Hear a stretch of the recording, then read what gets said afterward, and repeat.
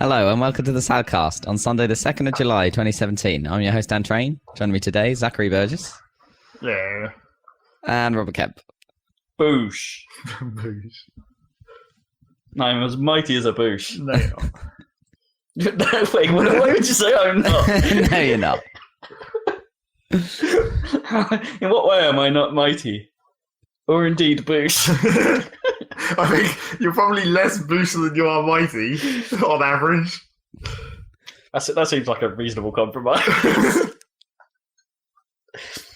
What does the boosh actually mean? Well, apparently it was like originally like a description of hair. That's a mighty boosh. Right. Like someone's big hair. But I don't know if boosh became a name for like... Well, maybe that is quite hairdo. appropriate for me then. I got a bit of boosh.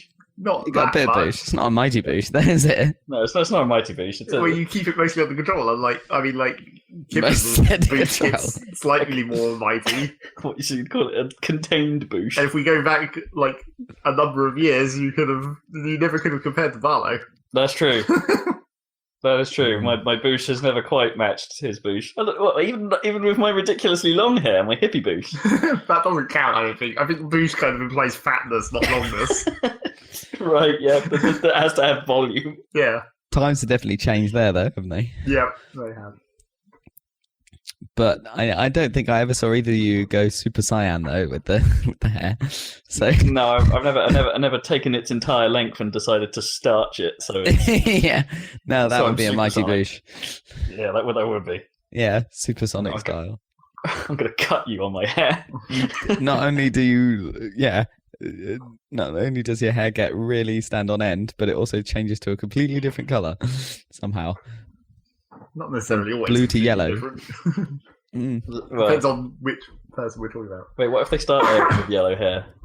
Does it then You've got become to have blue hair though. Well, if you're going by Sonic logic, you go orange apparently, because Tails changes from like yellow to orange. It's not that much different. I thought he just went more yellow because But- he's orange, isn't he? Lovely. I Well, suppose he's a bit more he's a yellow now. fox. but- Yeah, I guess It should be Yeah. orange. it was more or less orange to orange. Yeah. Orange to a different shade of And orange. then Knuckles was like red to pink, so that's like not different either. It's only Sonic that's weird. I don't think I've ever seen Super Knuckles. When do you see Super Knuckles? Sonic Korean Knuckles. Yeah, you can make him Oh. do it You get the in that. Super Chaos Emeralds. Because even as we discovered when we finished Sonic Heroes, he doesn't go. No, neither Knuckles or what a Tails. disappointment. Neither of them go super at the end of that. They just sort of float along with Sonic somehow Yeah, and get the What, when machine. he's gone super? yeah. Yeah, That sucks. yeah, does a little. It's apparently like those aren't canon. No, like apparently Sonic 3 is not canon. What? I guess it's just hedgehogs that are But- weird but because Sonic 3 is the Shadow most- changes color as well. but Sonic 3 is the most canon. Yeah, Yeah. I know. in a weird way. We'll have to kind see of what the- happens in Sonic Mania, right? Yeah, true. Yeah, Because Is that going to be canon though?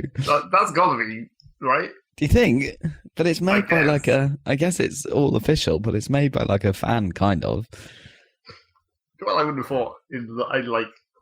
I expect for Sega to sign off on it, they have to agree with whatever he's done with the canon. If there is also for as much canon as there is likely to be in this 2D Sonic game. I honestly I don't think Sega care. I think they probably do. You reckon? You reckon there's like a continuity between all of the Sonic games that's Well, I don't know if legit? it's between all of them. They probably just don't want anyone fucking up the brand, so they probably had to check it just because of that. Hmm. So it is. Yeah, it's not quite as complicated. As It's just Zelda like, at the start. so I just laugh at the concept of like being worried about fucking up the Sonic brand. Well, they don't want anyone else fucking up the brand. Yeah, that's They're their allowed job. to fuck it up. Yeah, But I'd imagine now it's all like Whitehead's sort of in house that it would have been. They'll have Sega consultants coming around every now and to be like, no, Sonic cannot be this. Probably. His Super Sonic cannot be that shade of yellow. Yes, it's only hedgehogs that change colour. Guess we haven't ever seen Super Silver. No, That would be weird. Or Super Shadow for that matter. Yeah, what are you talking about? Oh, we did see Super the Shadow. whole Yeah. point of Shadow at the end of Yeah, Sonic yeah, Advance 2. Sonic Adventure 2. It's Yeah, Sonic you're right. Adventure 2. Yeah, because he goes to weird white. Yeah, he changes colour in an inversion, which is sort of what blue and yellow is. Yeah, sort of. So, but then the only hedgehogs follow the inversion rule, apparently. Yeah, so what? Silver would go black. I guess. Okay. Maybe that's why they didn't do that. Yeah, maybe.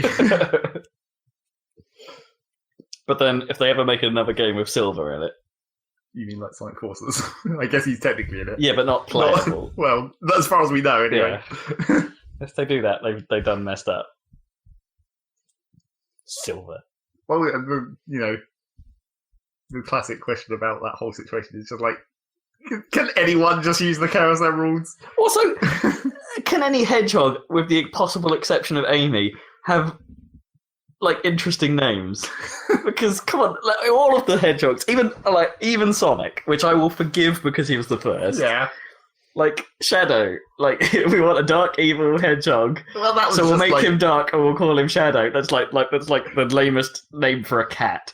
You know, yeah, it's that was lazy, but then you don't want them to go the other way and make up dumb names like Nephiles. sure, but I don't think they made that up. Isn't that sort of a mythology name? That Specifically, they just Nephiles the Dark well, sure, yeah, is his full name. sure. He's not even technically a hedgehog, he's just an embodiment of evil. Just like Metal Sonic thought that Sonic might be a good form to take. No, because Metal Sonic was made by Eggman, right? Obviously. Sure. Yeah, but you know what I mean. He's Sonic. These hedgehogs seem powerful. I'll be one. I think he was based off... he's based off Shadow, because Shadow goes back in time, and then there's a whole thing. Oh my goodness, is that You know canon? way more about that game than I do. Also, but Silver. I mean, come on. Just I mean, that's fine, he's silver-coloured. yeah, that's not fine. That's what I mean. It's like It's not that bad. it's like what if Sonic was actually just called, I don't know, Cyan or something? What if Knuckles was not called Knuckles? Or is it just S? Is the theme actually just S? Obviously. They've got to go for that.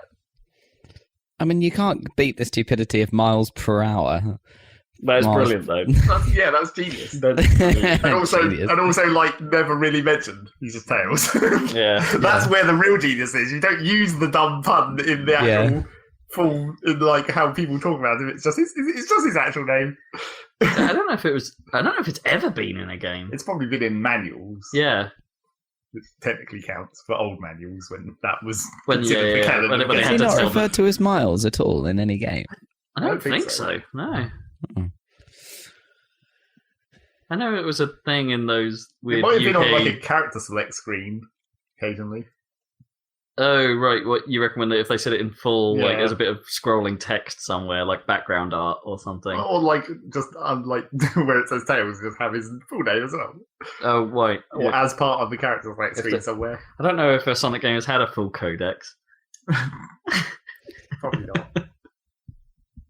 I think that's probably a good thing. The Sonic Although- effect. Not sure. Might be hilarious to read a Sonic codex. Oh, man, they're brilliant.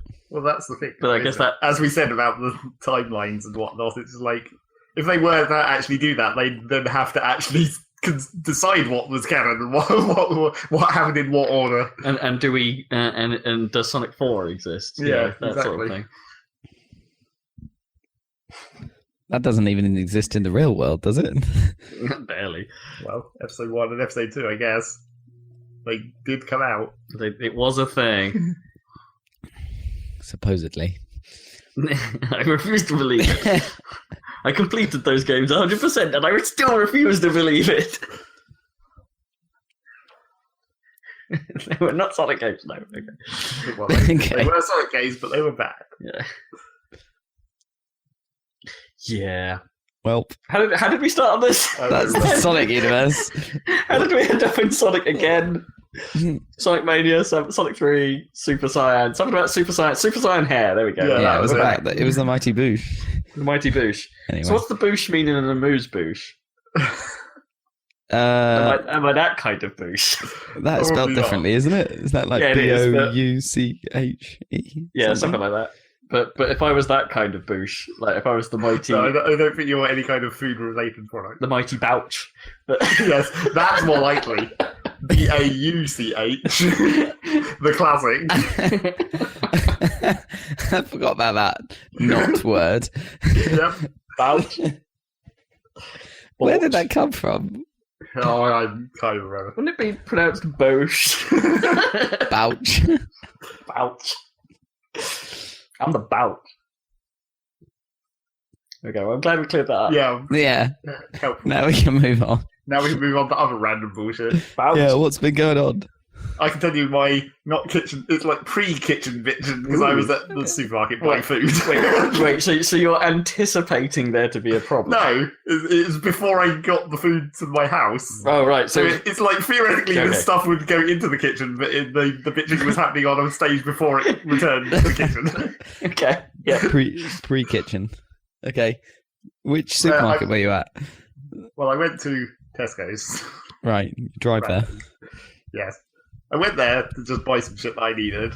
And I had possibly the shittiest self-checkout you've ever had, where literally everything I scanned caused some kind of error. I think we've all been there. But it's like you scan it and it's like I basically had all the different possible errors to do with the bagging area. Where it was like you scan it, it's like put that thing in the bagging area, and it's like well I did. And then it's like okay, clear that error. Then it's like scan the next thing. It's like there's an unusual object in the bagging area, and it's like well maybe it's that thing I just put in there. Clear that error. And then it's like scan another thing. Something has been removed from the bagging area, and it's like, no, I literally just put something in. I think your scales are screwed. Yeah. And, it's like the self-checkout, you'd think that it'd be like, oh, the robots are taking our jobs. But in actual fact, in the self-checkout, they have to employ someone to just stand there and apply their credentials to the machine every 2 seconds. Yes, they do. They absolutely do. Yeah. So, like, that's the least... I mean, that must suck even more than just being on an actual till. Oh, yeah. That job must be real dull. Other than, you're just walking around going, yeah, sorry, it does that. But and also, why have they not just removed all those errors? It's like, I'm sure they're there. Yeah, who reviews that log at the end? No one does. Exactly. They just cancel the error immediately without even, looking in your bag to see if the thing that's meant to be there is there or whatever. No, I didn't pack those diamonds. That's not... And even then, when you're talking about the scales, what security feature is that? Because you've already scanned it, so you're already going to have to pay for it at that point. Yeah. It's just sensing whether you put it down. Yeah, it is a little weird. It's like, what exactly is the point of that? Yeah, if you've scanned it, why do you need proof of bagging? I saw a guy behind me who'd obviously got wise to this. He was scanning the stuff and then banging them on the floor next to the scales. It was like, fuck this. And it was accepted? Yeah, and it was just working. What the hell? Apparently, if you don't put anything in the bagging area, it just ignores it. So if you never start and don't put your own bags there to start with. Oh man, that's a top tip. Well, maybe. Unless he's like unless he just got lucky or something. And those are codes to be like no bag. No, I need the no bag cheat. It's just dumb. I don't know why. Oh, they are awful. Why would the worst ones still have that error? Right. So I sort of get self-service checkouts for like the little basket ones, right? Because there are times where it is actually a lot faster to just have a couple of items and be like, I've just bought lunch or something, and just go beep beep beep, and then I'm through. Especially now, contactless is a thing, right? It's super quick. I'm okay with that. What makes me angry are the ones where it's a self-checkout, but it's one of those ones where they put the conveyor belt on it. So, that's just stupid. Yeah, because it's like, there is no benefit to the consumer at all. It's just like the whole point of the conveyor belt in an actual checkout is it's sending the items to the person who's going to process them. If you're the one standing there, it's like you're sending them to yourself, except you're not because you're busy unpacking stuff. You've unpacked it onto a conveyor belt, only to then pass it through the scanner yourself, which you could have done straight out your trolley. But it's also just the fact. It's also just the fact that it implies that you're going to be using a reasonable amount of shopping through the self-service checkout, which is going to be way slower than if you just used a person. Well, it's not at least it's not like an American one where it's like a certain limited number of items. It's like 12 items or less. It's like 13, 14, whatever. Yeah, I mean, but that's not what those. It's just not what those are. Technically, self-checkouts aren't like that. Self-checkouts, you can take as much as you fucking want through there, technically. And I have seen. What do you do if you run out of space then on the scales? You play Tetris, so I've seen that done where people have just bagged it up in a way and then been like, "What do we do now? Right, bag on top of it, and just like stack it up like really high. Or just, as we said, don't start in the main area as apparently I'll planned. tell you what, go to Sainsbury's in Ipswich on rush hour on a Saturday, or the biscuit town.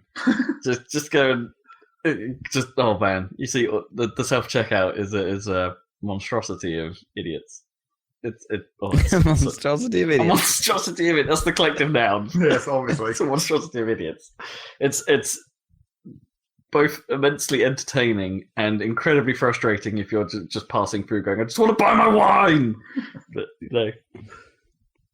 Is that you? Just want to buy my wine. just want to buy my wine! Well, I can't remember the last time I was in Sainsbury's, but I was probably buying pizza.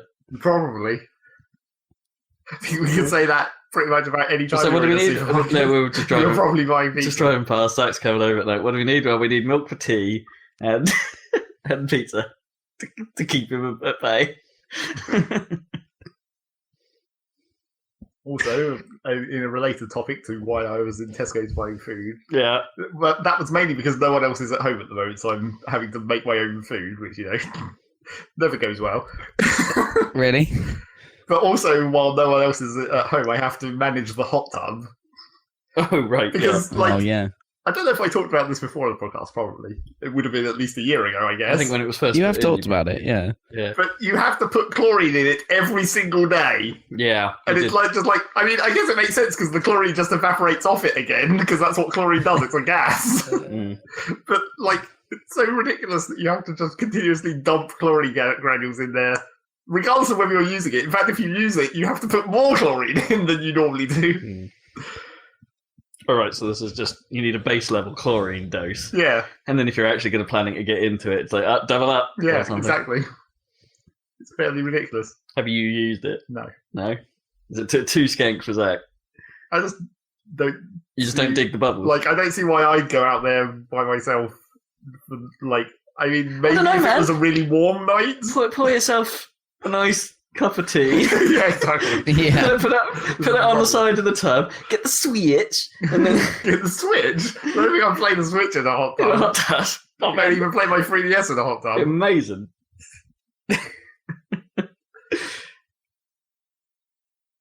Hot tub Zelda. No. Well, if it was a Zelda with time, you could then, with a time mechanic, then it could be a hot tub time machine. The switch.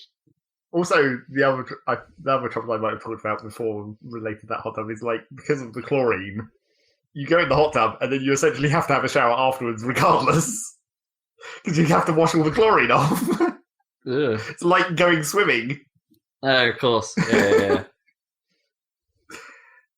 So Yeah. It's not, you can't just go in there and enjoy it. You have to. Then there's a whole process after the hot tub. You can't just towel off. But what if you double up for one day and then getting it the next day, without putting the chlorine in, and then you put the chlorine after you've been in to clear it up? I'm not sure that's the best idea. No, I think the whole point of the chlorine is to make it less skank while you're in it. not for you. I'm just thinking practically about the skankiness of the hot tub. I don't care about me, my skin conditions. All the chlorine. Just pour the whole bottle in. It's a bath of chlorine. Bernie. It's right next to the fish pond as well, which doesn't seem like the best idea. Although No. I'm sure there's no actual transference. Well, unless your fish learn to jump. Yes. There's also a shit ton of baby fish in the fish pond at the moment. Probably too many. I'm not sure they're all going to survive.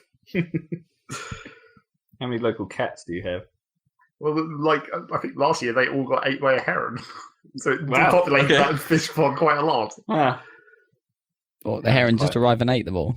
Yeah, it seemed like it. They were just all gone one day. sup? Hom. And we've just put a new pump filter on there, so the water is now super clear, which probably isn't going to help.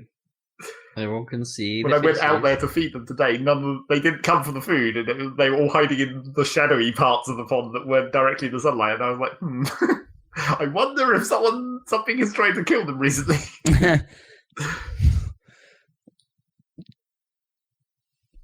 Fish aside, Yeah, those fish not gonna do too good. I don't think. you perhaps if you just put edible fish in your pond. Like most fish aren't. I don't know what fish you got in there. I think pretty much any fish could be edible if you wanted. Probably, but like fish that you might want to eat. What, use them as a buffer to distract the actual predators? Yeah. Here's some shit fish that aren't nice to look at that you can just eat, but Yeah, slowly exactly. leave them good looking ones that are really easy to see and catch. Sure. Just put some sticklebacks in there, just to fend them off. The odd piranha. Not just sticklebacks is the type of fish you want to, because they've been the ones that would hide the best. You'd want big and slow lazy fish, like a carp or something. No, but you want a carp to look at. Carps can be nice fish. Yeah, but not The carp eat like the other fish. No. the carp. Carnivorous. Oh yeah, not carp. No, which one do I mean? Oh, Pike. sorry. Pike. Yeah. You wouldn't be able to fit a pike in a pond anyway. So No. Yeah, they're a bit big. Pike? Hylian bass. Stick that there. Yeah, exactly. Get a porgy. Whatever the hell a porgy is. Yeah, porgy. It's so weird, isn't it? There's like trout, there's salmon, there's bass, and there's a porgy. I bet you that's a real fish. Yeah, given the rest of them, it has to be. I've just never heard of it. Or is it like pronounced weirdly, like porgy or swordfish? I don't know. It's just- The thing I found annoying about the porgies in Zelda is you just don't see them very much. I don't think you could even. Yeah. I don't think you could even find mighty porgy in the wild porgies. because I've never seen one. I've seen armored and regular, but I've never seen mighty, and I'm like, I need those. I'm stuck trying to find an electric fish. I have no idea where to find that. I shit. found some Yeah, volt fin trout. trout. Yeah, I can't find those. I think they must be in the Zora River, right? Because that's where all the electricity they? is. Oh, right. Okay. Yeah, well, I don't know. I think I found them in a crate. Well, yeah, Oh. that doesn't count. Yeah. You can buy them in the Zora domain shop. Oh, right. Maybe I should They're just not do that that. expensive. Because I think that's how I got the photo of them. I took a photo of them in the shop and then used the scanner from there to work out where the fuck they actually were. Ah, that's a good idea. Okay, didn't realize you could do that. That's it's obvious now. I suppose there's certain things like the wheat and stuff. I kind of wish you'd find more. We're talking about games now. We should talk about Zelda later. I guess. Yeah. Yeah. What's been going on with you, Rob? Not a lot. I ran 8 miles yesterday. Killed That's a me. long way. Yeah. It's longer than I normally do. Well, I ran to park run, did a park run, and then ran back. And it's like 2 miles to park run. So it's, yeah, it added that. Mm. It was 2 and a bit miles. Yeah, so, yeah, and I was kind of dead for the entire day. Got in and basically slept. Nice. And then didn't want to do anything. So I played like 6 hours of Zelda. Well, Standard. that's a good thing to not do. Sounds like quite a nice day. It was alright, yeah. I enjoyed myself. Other than, the epic achy feeling, but other than that, it was good. But yeah, no, I don't know. I don't really know what to say. It's been sort of uneventful for me. Sort of running. Doing alright running. Been doing Friday like a 5 miler series. So I've done like 4 of the 5 now. So it's 4 of the 5 5s. By me. You're speeding around. I'm speeding! I'm still a rubbish runner, but I'm doing it. Are you still running? No. Ah. I tried to start again, but something happened. Something happened. Something happened. Yeah. I don't know. I can't be bothered right now. Obviously. It's a bit warm for it, in fairness. Yeah, maybe that's it. But if you One don't of know, my it's classic okay. walking conundrum. It's like there's only a small period in like spring and autumn where it's actually nice. Yeah, that's pretty much the same with running. I don't know if you had to do it like right now, for instance, at what is it, 6, 7 o'clock at night, like something like that. It's actually not bad. Yeah, that'd be okay. Yeah. It's just everyone else in London has the same idea. You just don't want it to Yeah. get dark while you're doing it. That's the Oh yeah, trouble. but then if everyone's doing it, then you blend in. You're not one of the crazy people. You're just one of the people. I suppose. Driving So. home at night around where I live, I've definitely noticed people taking dogs for walks and running at like 2 a.m., which I guess is fine if you live where Yeah. we do. I've definitely seen some early morning runners around here. 2 a.m.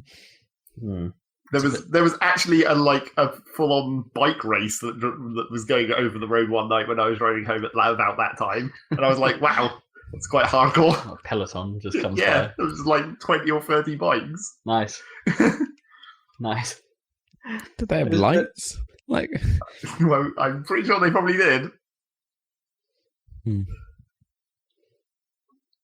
must Like be a that. weird sight. Like a whole peloton full of. They don't Well, do it in the just- dark, just- do they? In Tour de France or anything. It's all in the day. Night stages. That's what they should. They They, don't- should do yeah. that. Night stages. Why not? I don't think they There'll be do so though. many more crashes. Yeah, they're pretty bad, the Does it just- crashes, as it is. Well, they'd have to like choose like an easy course for the night stage. Sure, I Like they guess. can make it slightly less dangerous in general. Sort of pack stays together a bit more, maybe. Or... Did it just make an eerie noise as it came by as well? Like just sort of. Well, I was driving, so I was the one making. Oh the right, noise. okay, yeah. That must be so creepy, just in the middle of the night, just to hear lots of cycle tires go past. Yeah. The odd gear change. Drunk. Well, yeah, it probably would have been weird if I hadn't been in the car. Because typically when I'm driving home, I'm like the only car on the road most of the time. Just walk directly down the middle of the road. It's fine. That's how I run. Yep. That's how I have been. Just get in the road. Yeah, so nothing happening. Fair Nothing dues. doing. I'm Captain Lazy.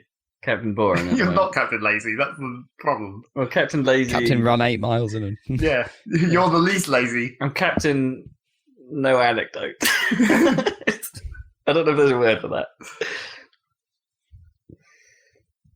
Nanecdote.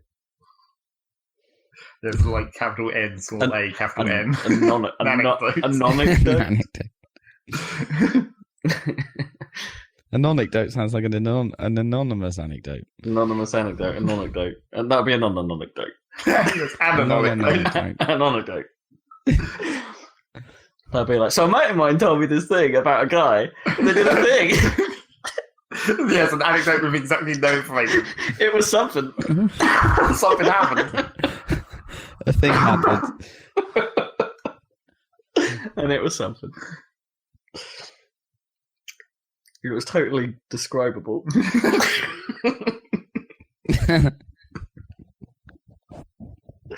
Oh boy. This What are you story been up was to? completely describable.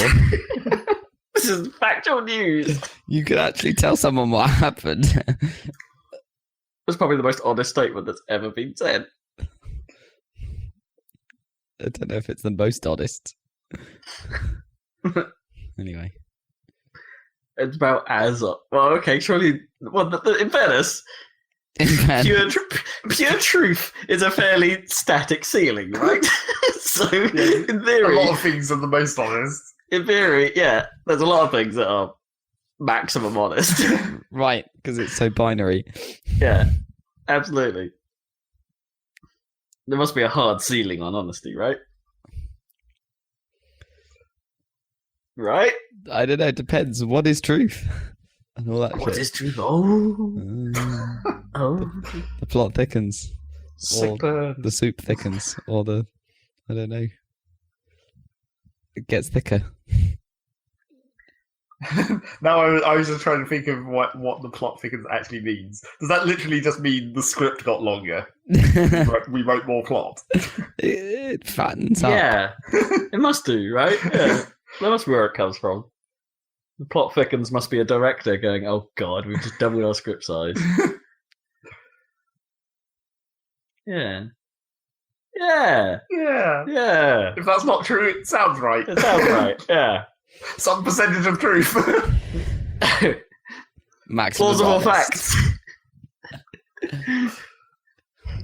Potential facts. Yep. Right, should we do the Potential news? news. Yeah, well, yeah, unless you go. What have you been up to? You got much to say? Not much. If, I you talk- went to a couple of gigs. It's my birthday tomorrow, so I had some drinks on Thursday. That was good, and then went to see Spoon on Friday. Spoon. Spoon. Do Spoon. you know Spoon? No. Oh, I you should. would like them. They're a good It's half band. my namesake. Yeah, check out Spoon. They're really good. Spoon. Do they have a Spoon Man? Do they cover Spoon Man? Do they play the spoons? I don't think they do any of those things, sadly. That would be great. You have to do a cover of Spoon Man using Spoon as Yeah. an instrument. That has to have been Totally done. great. Yeah, that would be good. That has to have been done. Spoon Man.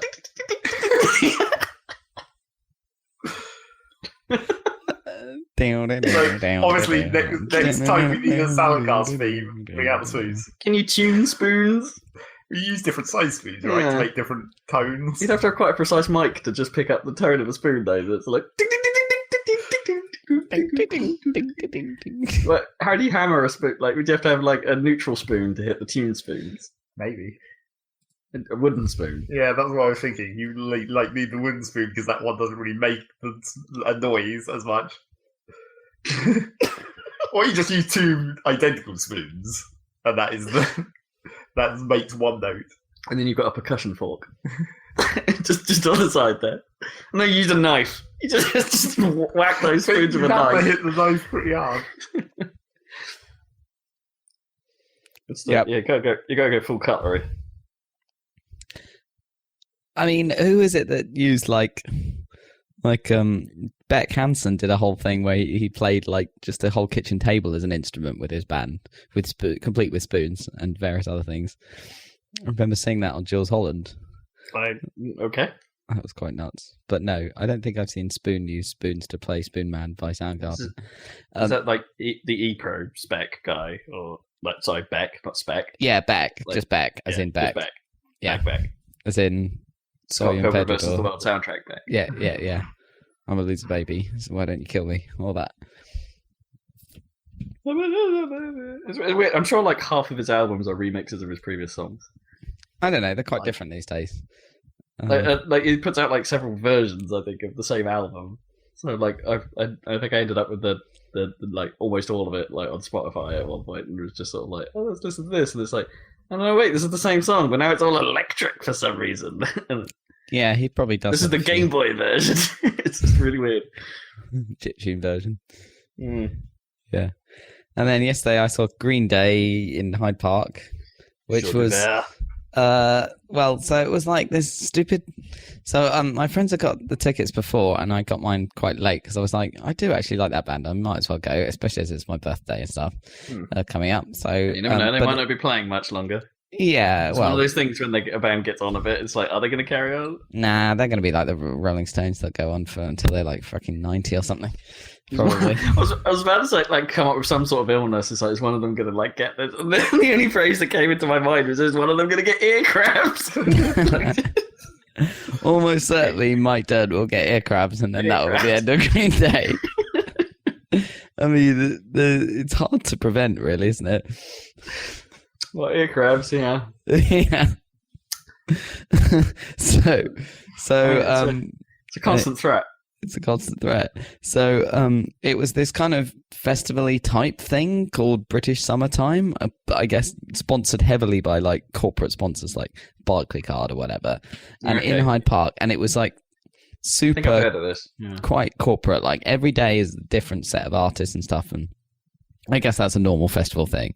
But It's a bit felt like the new O2 wireless, effectively. Or... kind of, but it seems less coherent than basically. There's no real theme. That's what's weird. Was weird about it is there's no real theme between the days. Like wireless, it's all like urban music and stuff and hip hop and stuff. So I've been to that the past couple of years, and a bit and of that's in indie Finsbury rock. Park. Yeah, sometimes, yeah. Well, it whereas, used to be that, didn't it? Like, yeah, it's totally changed. Yeah, it's almost all now. R&B and All hip hop grime. and dance music and stuff, and grime, yeah, and grime. So I think it's Skepta this year, and Chance the Rapper and The Weeknd. That's next week, I think, but I'm not going. Although I'll be able to hear it from my house. Sure. And then, but this BST thing or whatever, like the next day after Green Day, it was going to be. I think the previous day was like Phil Collins, and the next day is it's Justin Bieber. And it's Green Day in the middle or whatever of the days, and so it was clearly like a punk themed day or whatever this day because they were supported by Rancid, and they had like the Damned and Stiff Little Fingers and stuff. But so that was cool. So I wanted to see the Damned, so that was quite good. But I had never seen. I bought my ticket or whatever, not really paying attention on the website or anything. I suppose I just did it because my friends were already going and stuff, and I turned up earlier, so I went in and tried to see, because it was quite early, it was like 2 p.m. I was like, well, let's see how close I can get to the front to see the Damned, which less people want to see. And I couldn't believe it. Like the whole front area, massive semicircle all the way back as far as the the towers where they put the cameras on and stuff. You know, they have those at gigs. Oh yes, yeah. That entire semicircle was all fenced off for like VIP or something. Wait, what? Yeah, all the way as far back as weird. that. Yeah, it's insane. So us like plebs who'd like paid the normal entry ticket, I didn't even realize there were other options, could only get as far as a metal barrier that was at that point. So it's like there was a massive crush, or, you know, complete with multiple mosh pits during Rancid that was right up against this barrier, and you could see in front, and then there were security guards, and then you could see in front people like sitting down, like patches of grass. That's like, so weird. It was totally nuts. I've never seen anything like it. If they've done that, it's like the equivalent of paying for the cheat sheets, isn't it? Like when you go to like a theatre show, it's just that's a bit weird. It's so weird. I'm not sure I like that. No, surely it's just causing more problems by creating secondary pits, right? Yeah, definitely. I mean, it was really just giving the security guards more problems to try and deal with. Yeah. It was really bizarre because you couldn't Maybe really. There's smaller problems, but there's more separate problems. Because it affected everything. Because like they were quite far away at that point, and then on the stage, so you could watch the screens and stuff, but you could barely see them really. And then the sound was really bad as well, because in Hyde Park they can't turn it up very loud. Really, I mean it was okay, but not good. Not like at Glastonbury or something. So. Yeah, it really sucked, basically. So I don't think I'd go to. I definitely wouldn't go back to a gig like that at Hyde Park. No, BST. No, definitely not. I mean, unless you can buy the VIP ticket. Well, I guess, but I mean, I don't think I agree with that whole system. No, it's stupid. I'm with you. I mean, it's kind of against the idea of gigs in a way. Totally. Like I saw Blur in Hyde Park years ago, and that was totally fine. That was a much bigger gig, I would say. Although there were plenty of people there. But yeah, so quite pissed off about the way that was run, but still had a good time because they were very professional, and they got some good songs they're still playing, even though they're like freaking 25 years old or however long they are. Some of their best ones. Stands up. Cool. Yeah, I haven't been to a gig in a really long time, but it's just because, well, you know, we've talked about this plenty of times before. The whole crowd mentality of gigs is like, I know that's the thing, but you don't like it. Yeah. Well, you wouldn't have liked this. Yeah. It's just like, you know, even when we're trying to watch Kraftwerk, you know, the most subdued, nice event imaginable, and you're still getting teenagers trying to go, get to the front. I want to see the German people do nothing. You know, it's just, come on, this is a real chill time. Don't be shoving your way through. Get here earlier, you dick cheese. They just do it though, don't they? Yeah, it's super annoying. Just be sensible. Be humble. There you go. Yeah. Got my music reference in there. Sit down. Yeah, sit down is accurate. I wonder how that works at gigs, like, because I saw him at Wireless, but it was before that came out, so. Don't know how that plays. Sit down. Be humble. Yeah. Yeah, that's me, I guess. News! What's going on? I have here the SNES Classic Mini. Yes. You can already not buy it. Yeah. Pretty much immediately. I really want one. Oh, you didn't pay attention then? Yeah, but the pre-orders disappeared. They were like up and down immediately. It's crazy. Is it really better experience than like? It's just a cool thing, right? But is it a better experience than an emulator? Well, like, especially with I'm interested in how, because apparently this is the first like official emulation of Super Effects stuff, because they've never put out like Star Fox on Virtual Console. I didn't realize that. That's kind of interesting. Well, the thing is like, in theory, the NES Classic actually was a really solid emulation. Like, it's probably not like, you know, chip accurate like some of the emulators out there attempt to achieve, but it's rock solid, like one of the best emulation experiences out there, and it did good stuff with the pixel scaling, very good picture quality. You know, like it was just a very, very solid device. And of course, for me, the like one of the hooks is you're actually going to, it comes with official versions of the original controllers. Yeah, that's cool. The cool bit, right? I want to play SNES games on a SNES controller. Well, supposedly the ones you can get for PC, the SNES controller ones are pretty good. Oh yeah, don't get me wrong. Like people like, is it 8-Bit Do? 8-Bit Yeah, that Do? sounds something like that. Those guys do solid work. They're quite expensive, but they'll make a NES controller with like Bluetooth and stuff in it, so it works really well. That stuff does exist. Don't get me wrong, and it's pretty solid. But I don't know. There's just something about this isn't going to be an Inti-made controller. True. On a little cool look how cool that thing looks. I know. And I love how it's got the same cool thing where it's a super cool mini version of the SNES, but we in Europe still have the better version of it. Yeah, we get the Power SNES. With the nice awesome design. Although apparently, I think we still, if you got the original SNES, that would have suffered from the weird plastic beiging. I think even here, but yeah. So I think the American version suffers from that as well. But it does, yeah.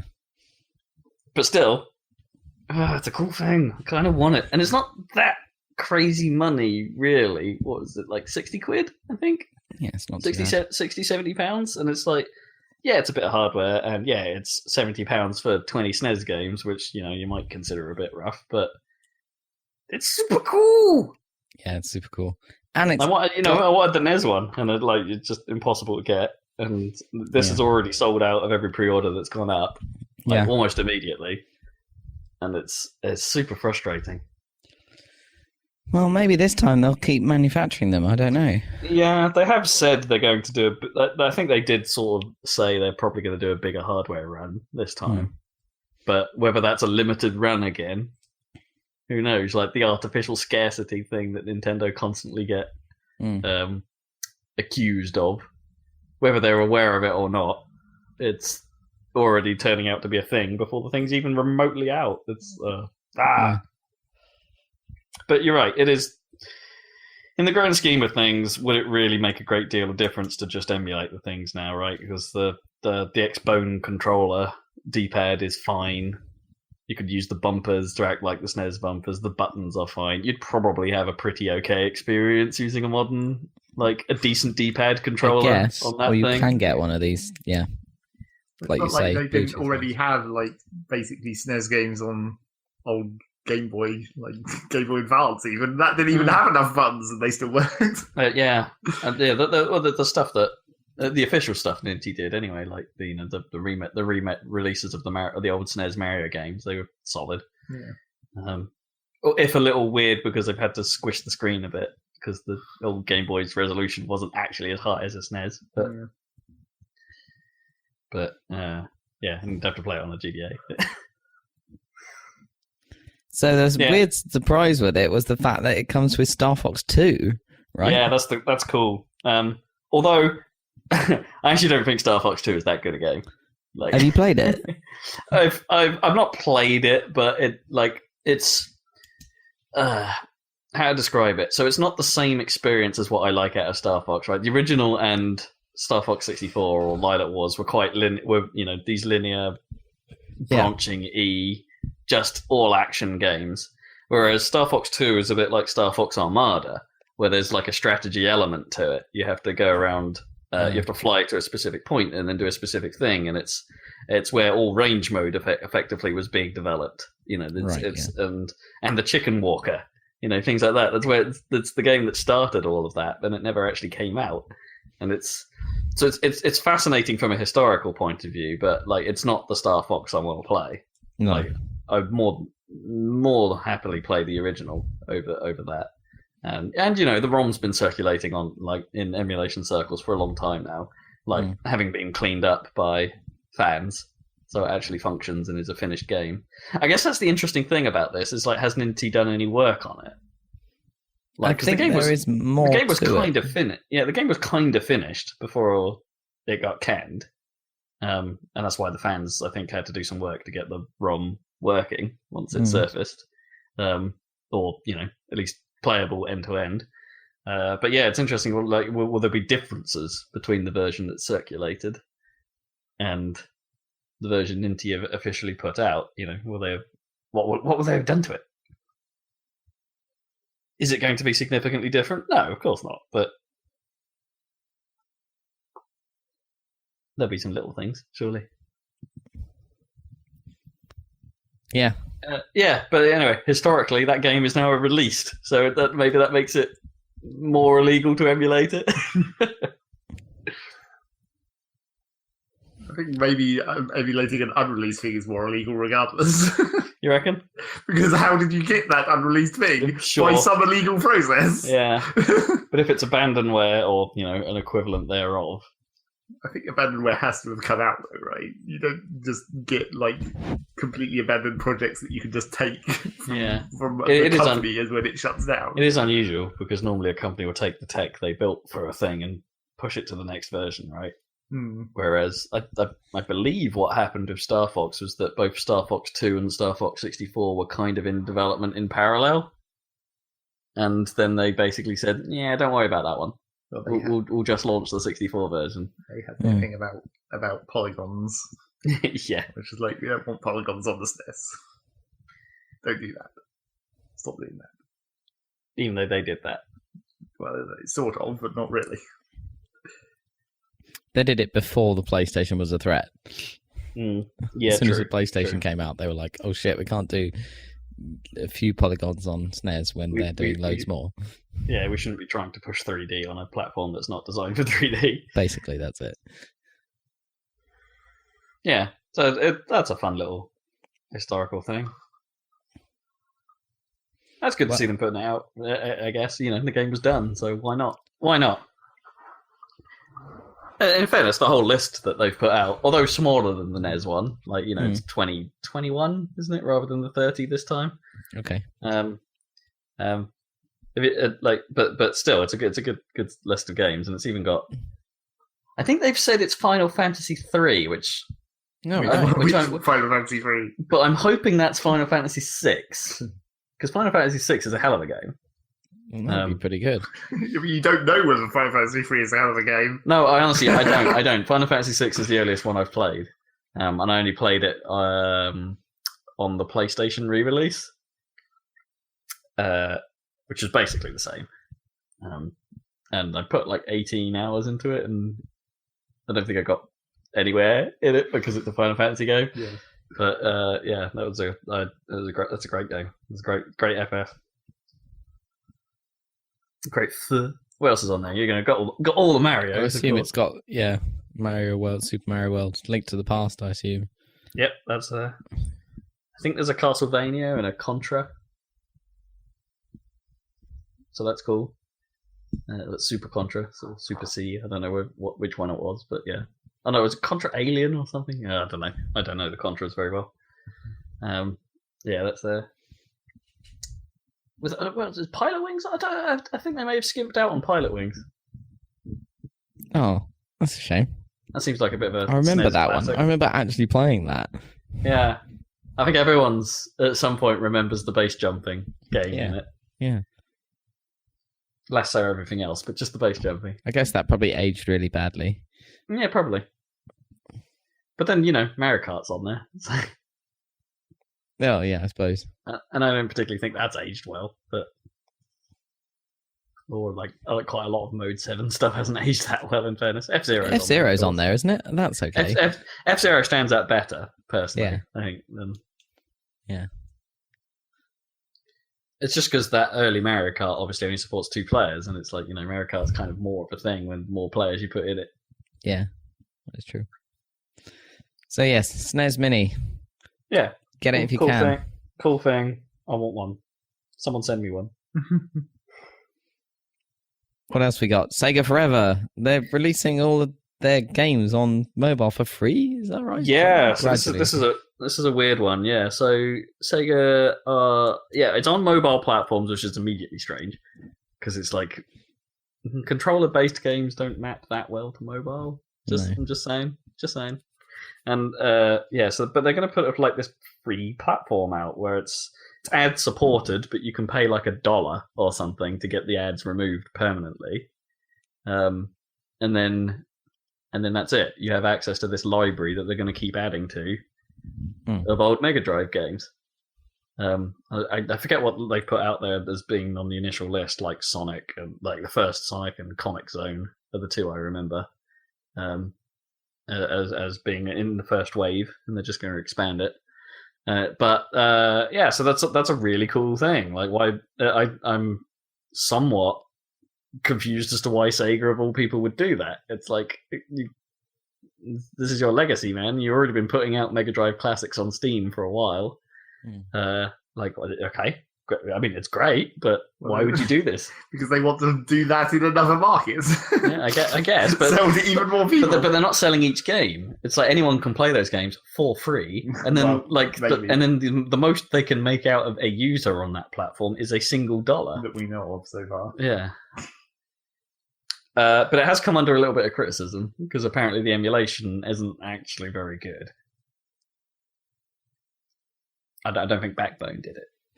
Would be the argument. I don't know. Backbone, I think, actually built quite a lot of Sega's old. Back in the 360 days, when they were starting to push the Mega Drive games out there, like Sonic 2 and stuff like that, they were all Backbone-driven emulation, and that stuff was pretty perfect. But yeah, I've heard the mobile emulation is not that hot. Like, I think Sonic gets framey, was what I heard in spots, and it's like you can't do that. I know the original Sonic did get framey when you were like invincible for some reason.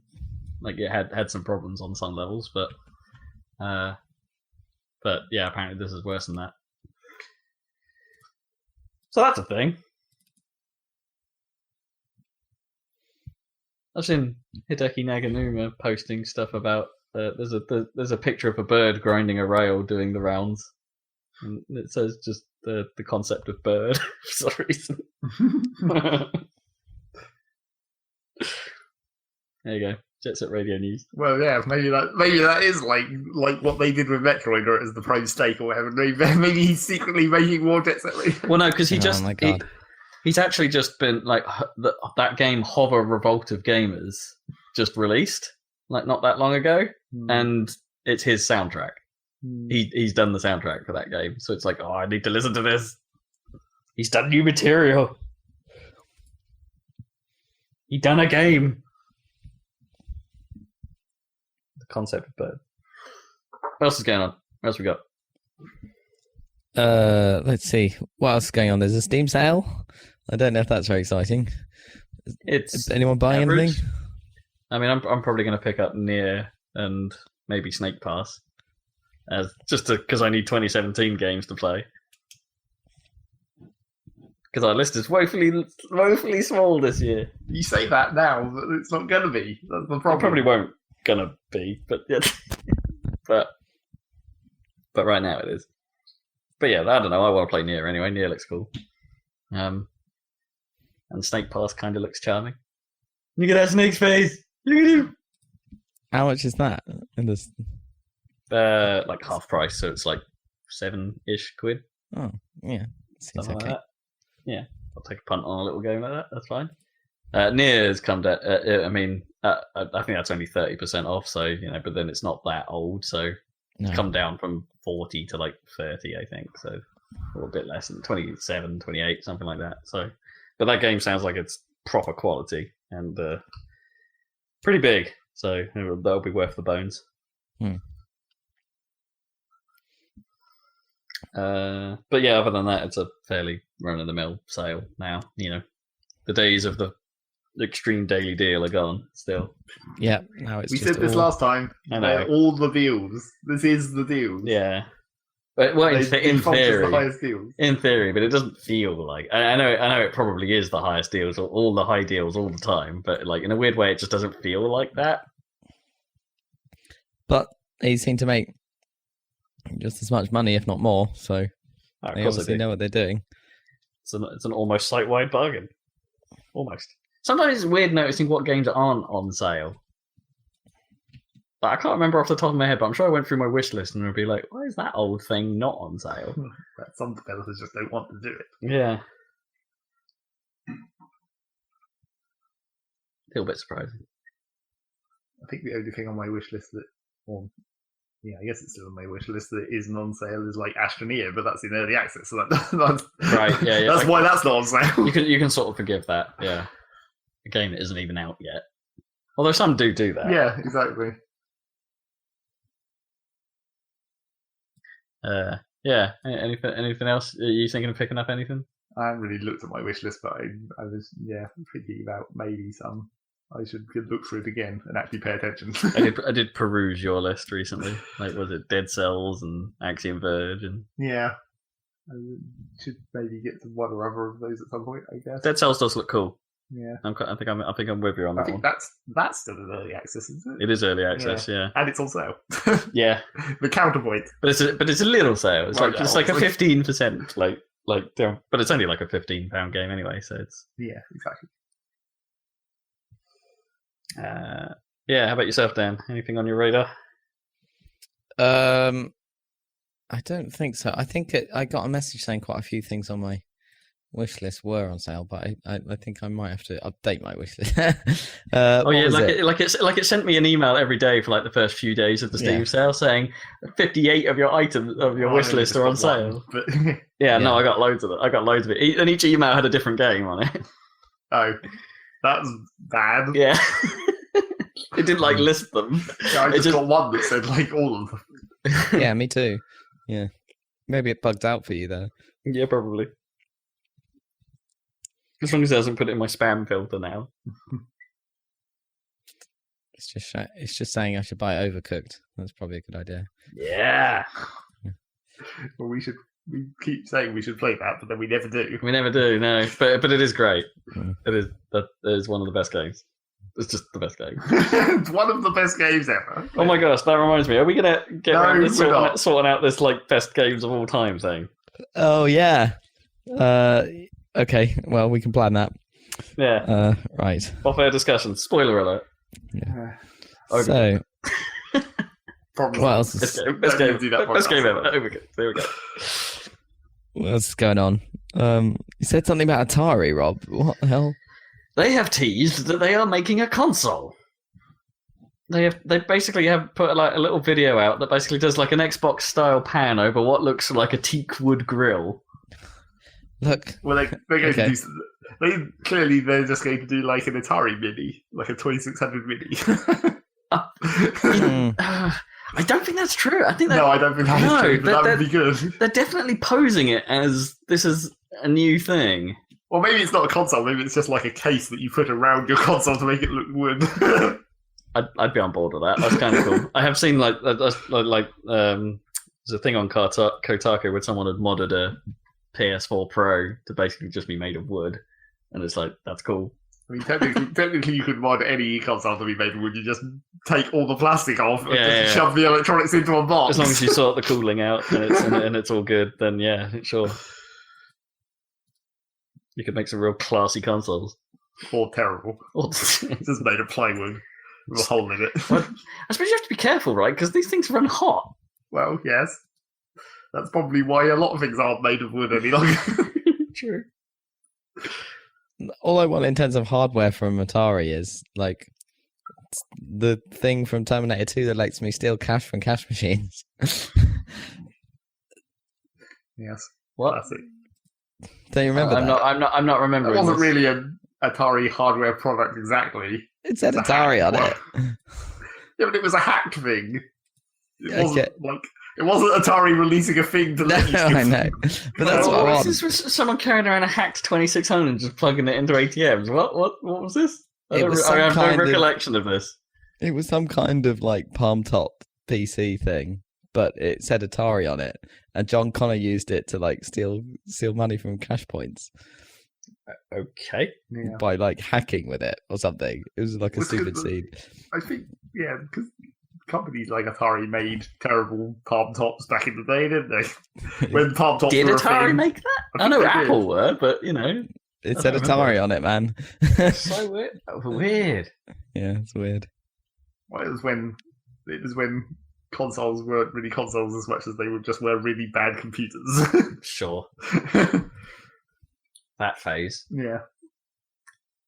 Before the NES, basically. Dark times. Yeah, I don't know, man. What do we? The world doesn't need another console. Like, I know that sounds weird to say from my perspective, but like another full-fledged console, Pretty sure really? it's not going to be another full-fledged. No, It's like having unlikely. Yeah, I mean, like having two in the same space makes a bit of sense, right? Because then they compete against each other, and then that forces Nintendo to do their own weird thing. That's fine. The three console system works. The free party system, and then PC, laughing at them all, Sort of. sort of. Ha ha ha. Yeah, I don't know. I don't know what they put out. Do Atari actually publish much these days, or what is Yeah, Atari? it depends what part of Atari you're talking about. Yeah, Which actual Atari is it?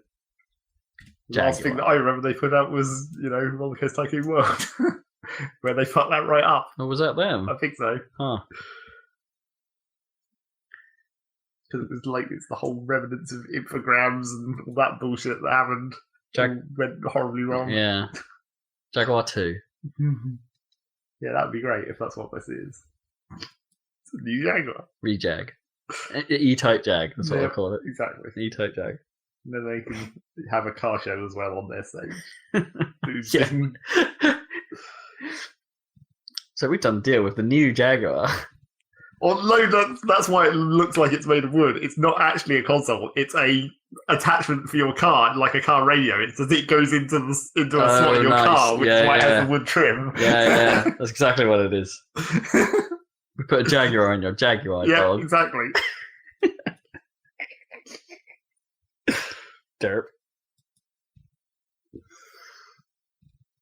I don't know. I'm not sure I was ever a big Atari fan. Like those 2600 games are garbage. Well, Yeah. again, you probably don't realise things that were Atari that weren't on like the actual Atari consoles. Things they released in the publishing ages. Yeah, You probably don't remember things that were published by Atari. no, you're probably right. And I mean, I've played a lot of Infogram stuff over the years, so if that's all been melded in, Well, I don't know then if it all has. That's the thing. yeah. I mean, did Ubisoft take over some of that?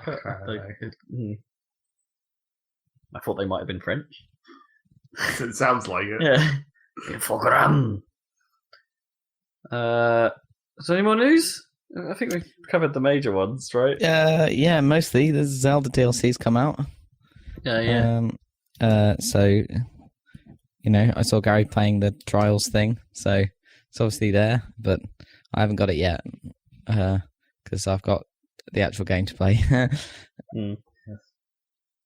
But don't you want it for the map features? And I guess so. the Yeah, things that are included in the main portion of the game, I suppose. The map would be quite I useful. should probably buy it. I don't think it would. Not as much as you think it would be. It'd be more useful towards the end when you're trying to figure out if you've covered everything. Yeah. Have I actually got this thing? Did I go here? Did I find anything here? Isn't it meant to be time limited, though? That's the thing. It's 200 hours. 200 hours, though, isn't it? Don't know. Theoretically, that's not going to help you if you're going for 100% completion, because I imagine it would probably take most people longer than that. But then isn't that why there's the Korok sensor?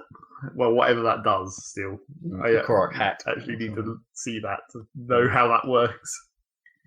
I think it was wasn't it like a hat you put on and it jiggles? Makes them like... Well, yes, but what does it tell you and There's how a far Korok sitting away? nearby? Yeah, I don't know. Probably shrine distance, I guess.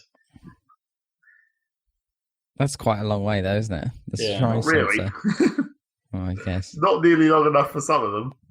The last few that I didn't find, where I was like, I just didn't quite walk far enough off this road to get into sensor range into this place where there was no reason for me to go otherwise. Because there was no indication that the shrine was there, because it was underground, motherfucker. Still no news about what the second one is, other than it's some sort of story. Got their little teaser for me through. Little teaser. And I guess the only other thing is, what did you think of E3, Dan? You missed out. You missed out on a chronological special. I did. I missed out. Yeah. What games do I care about? Obviously Mario. I mean, that was obvious, but I mean, I was pretty Dinosaurs. excited by the ridiculous gameplay mechanics that look awesome. And even the look 2D thing looks fun. Yeah. So I like the look of the kind of sandy area, and the fact that you get moons or whatever, half moons or something. What do you pick up? Yes, moons and grand moons. Grand moons, yeah. Basically stars. God moon. I guess they were still called grand stars, right, in Galaxy? The big stars that you got at the end of the bosses. Right, yeah. Actually. I think they were. So yeah, that looks really cool. But that's still kind of lazy. It's like, Yeah, I mean, it's fine. why not just make it stars again? I mean, come on. Why aren't they stars? I don't know.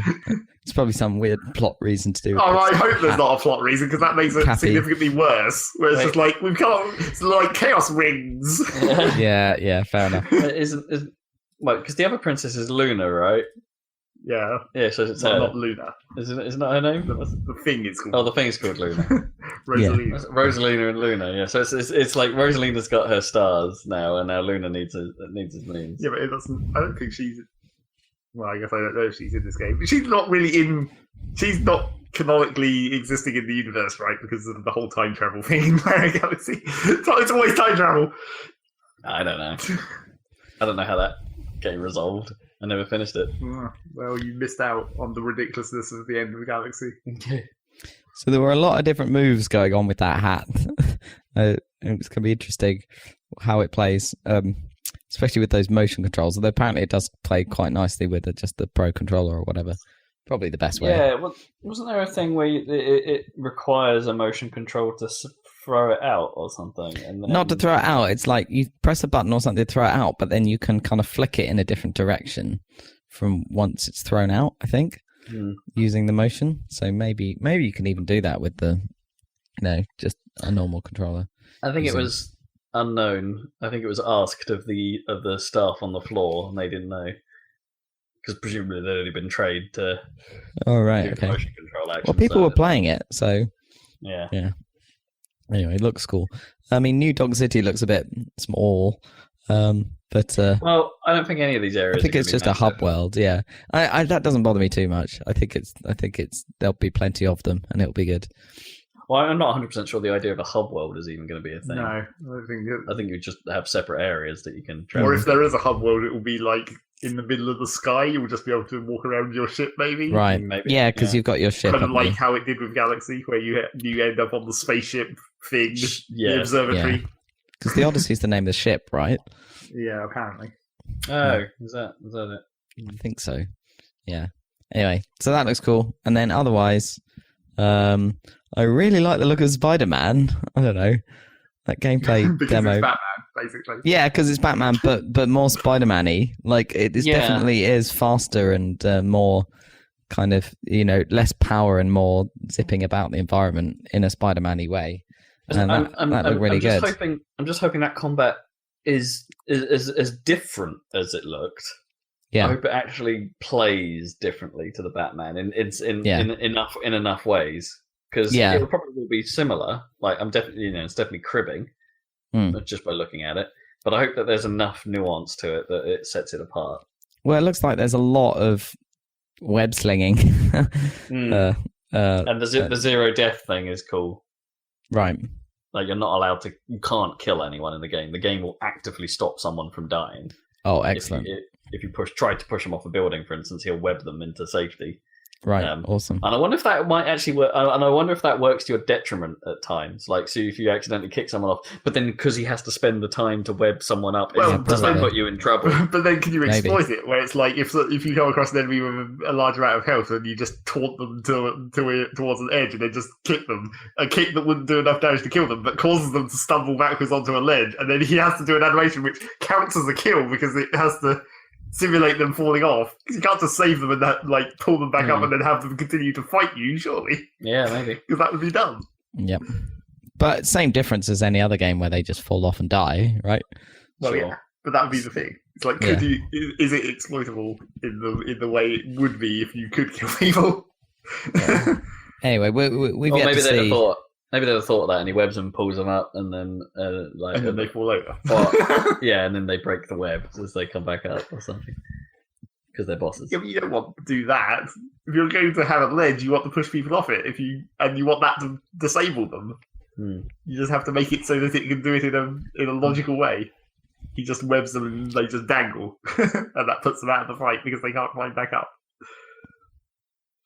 It does at least seem like, at least when you're doing the like stealthy Batman stuff, like if your options are always a little loud, that would be a bit more interesting, I think. Like, so you're not just perfectly stealthed. It's like, oh, okay, I'm gonna have to take this guy out, but he's gonna knock over some barrels, and then that's gonna act as a distraction to pull these guys over here. Maybe that makes it a little mechanically more interesting. Well, we shall see what they come up with. It was very kind of carefully choreographed what they showed, but I think it showed some really good ideas in terms of the mechanics, and it just looked really good and had the right tone, I think.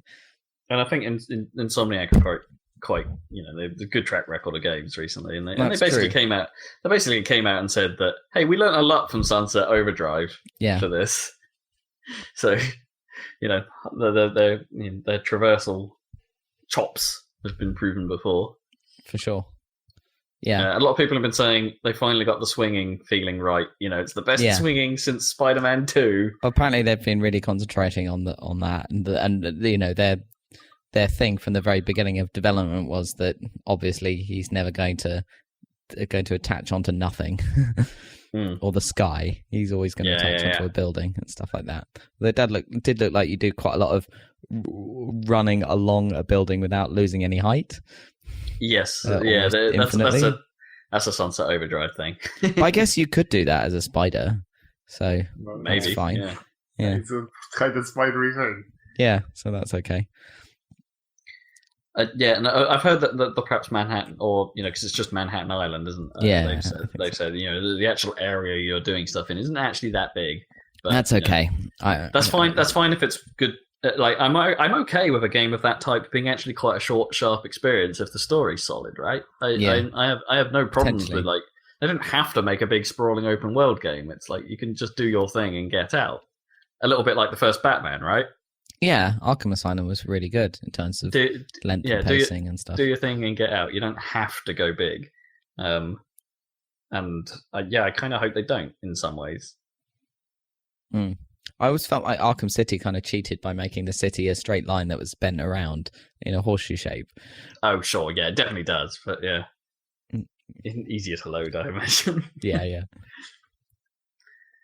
And they have said that even though that demo they showed was very a scripted sequence, it is possible. Clearly. It is possible to fail out of those, yeah. Despite what they've shown. There are fail conditions, and it's not like if you miss one of those quick time events, you're dead and you have to restart. Yeah, there might be detriment. Like you may have to fail several of them before it kicks you out. Yeah. Depending on or however that's balanced is unknown. But then the bits where you're sort of in control. I don't know, when he was chasing that helicopter, was he actually swinging himself, or how would you fail out of that? Things like that. It's that kind of stuff. Like in those big sequences, how does the game handle itself? Like it would, I bet it would just be, you got too far away, you lost him. And it's GTA style, yeah. Do it again. It's like, which is a bit of a bummer, but it's like, how else do you do those big moments? It's tricky. Yeah, I want to see more what the game is like in general, rather than the big sequence like that. Yeah, absolutely. But you want to see what are you doing more of the game? What are you doing? What are you doing? But yeah, so pretty hyped for that, which sort of surprised me, but I'd just forgotten about it, and I was like, this looks really good. Yeah, but isn't it a PS4 exclusive? Is it? I think it might be. Well, I think Sony's bankrolling it. Freaking hell! Well, maybe it is PS4 Pro time for me then. I don't know. I want to play Wipeout, and I'm sure Red Dead won't look that much better on Xbox One X. Wipeout's apparently really good. It's a very good remake. Yeah. Well, apparently they've done work to it, like more work than you think. Texture updates and fidelity updates. And, if I got a PS4 now, I could play, Last of Us and stuff like that. Oh yeah, because Uncharted. You never played that. No. Yeah, I still want to play Uncharted 4. I still want to play Horizon. So it does seem sensible. I mean, the Xbox One X is awesome, I'm sure, in terms of power, but there was just nothing at E3 that made me think I need to buy that. I'm glad you said that, because it's exactly what we echoed, basically, was that, the hardware seems amazing. Like, what a bit of kit. Sure. But at the same time, that Microsoft lineup, not blowing me away with not games. Strong, no. And that's, you live and die by your games as a platform, and Pretty it's the Microsoft one is not strong at the moment, and it hasn't been for a while. Yeah. Like the last year of Xbox has been really disappointing. Just in general.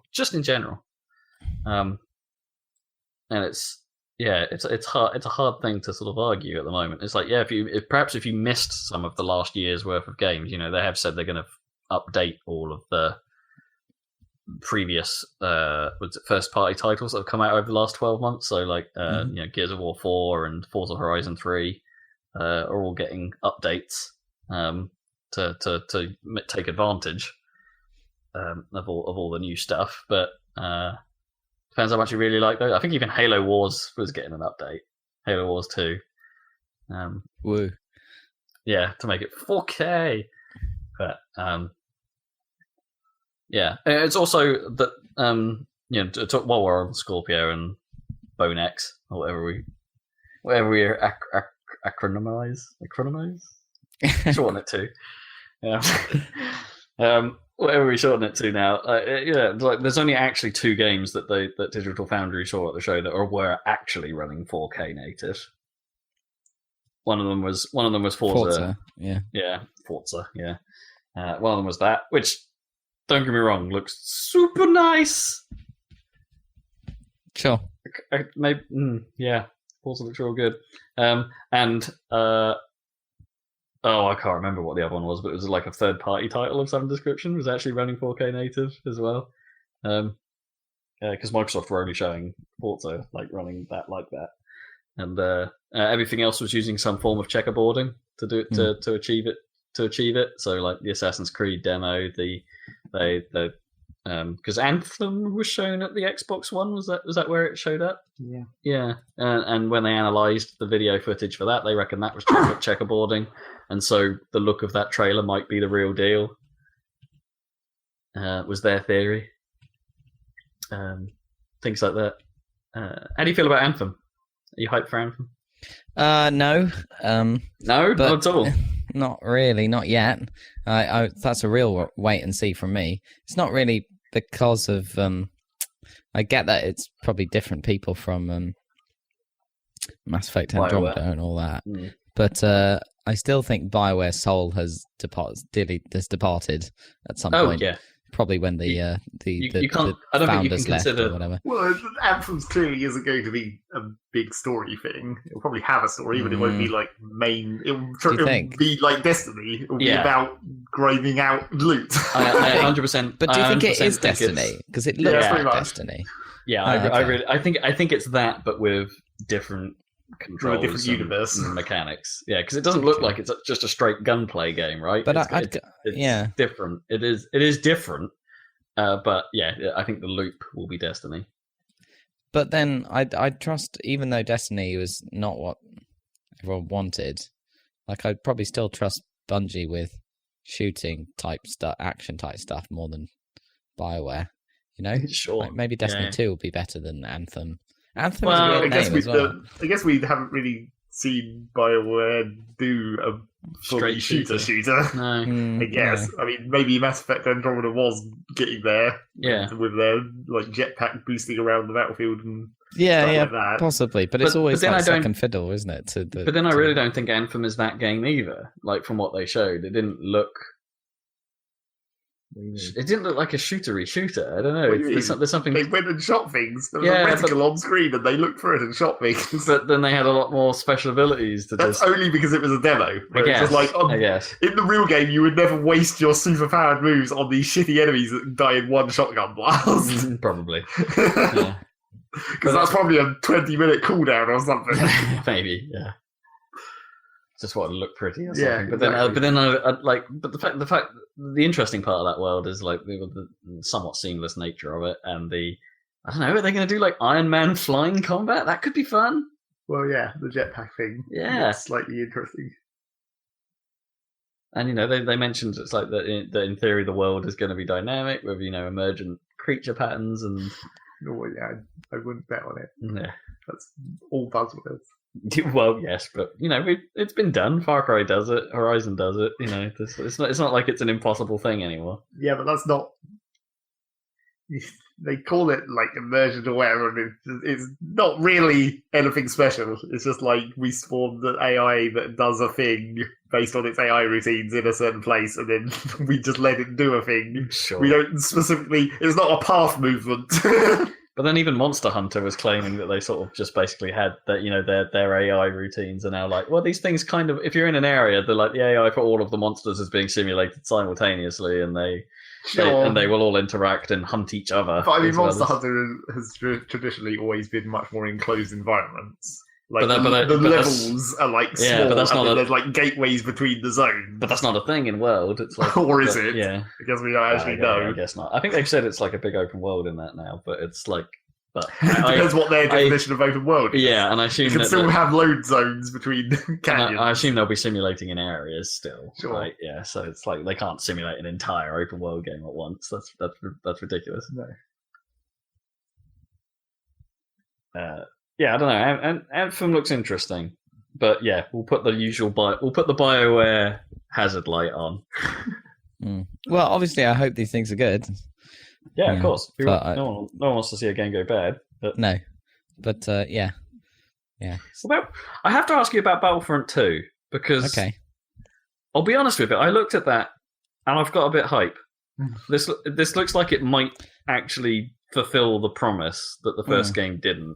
Did they show any single player, or did they just focus on the? No, they've only shown multiplayer as far as I can. I think they've trailed bits of the campaign, but not actually shown any gameplay.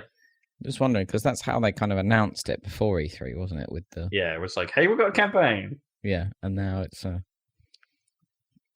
but I mean, I like the.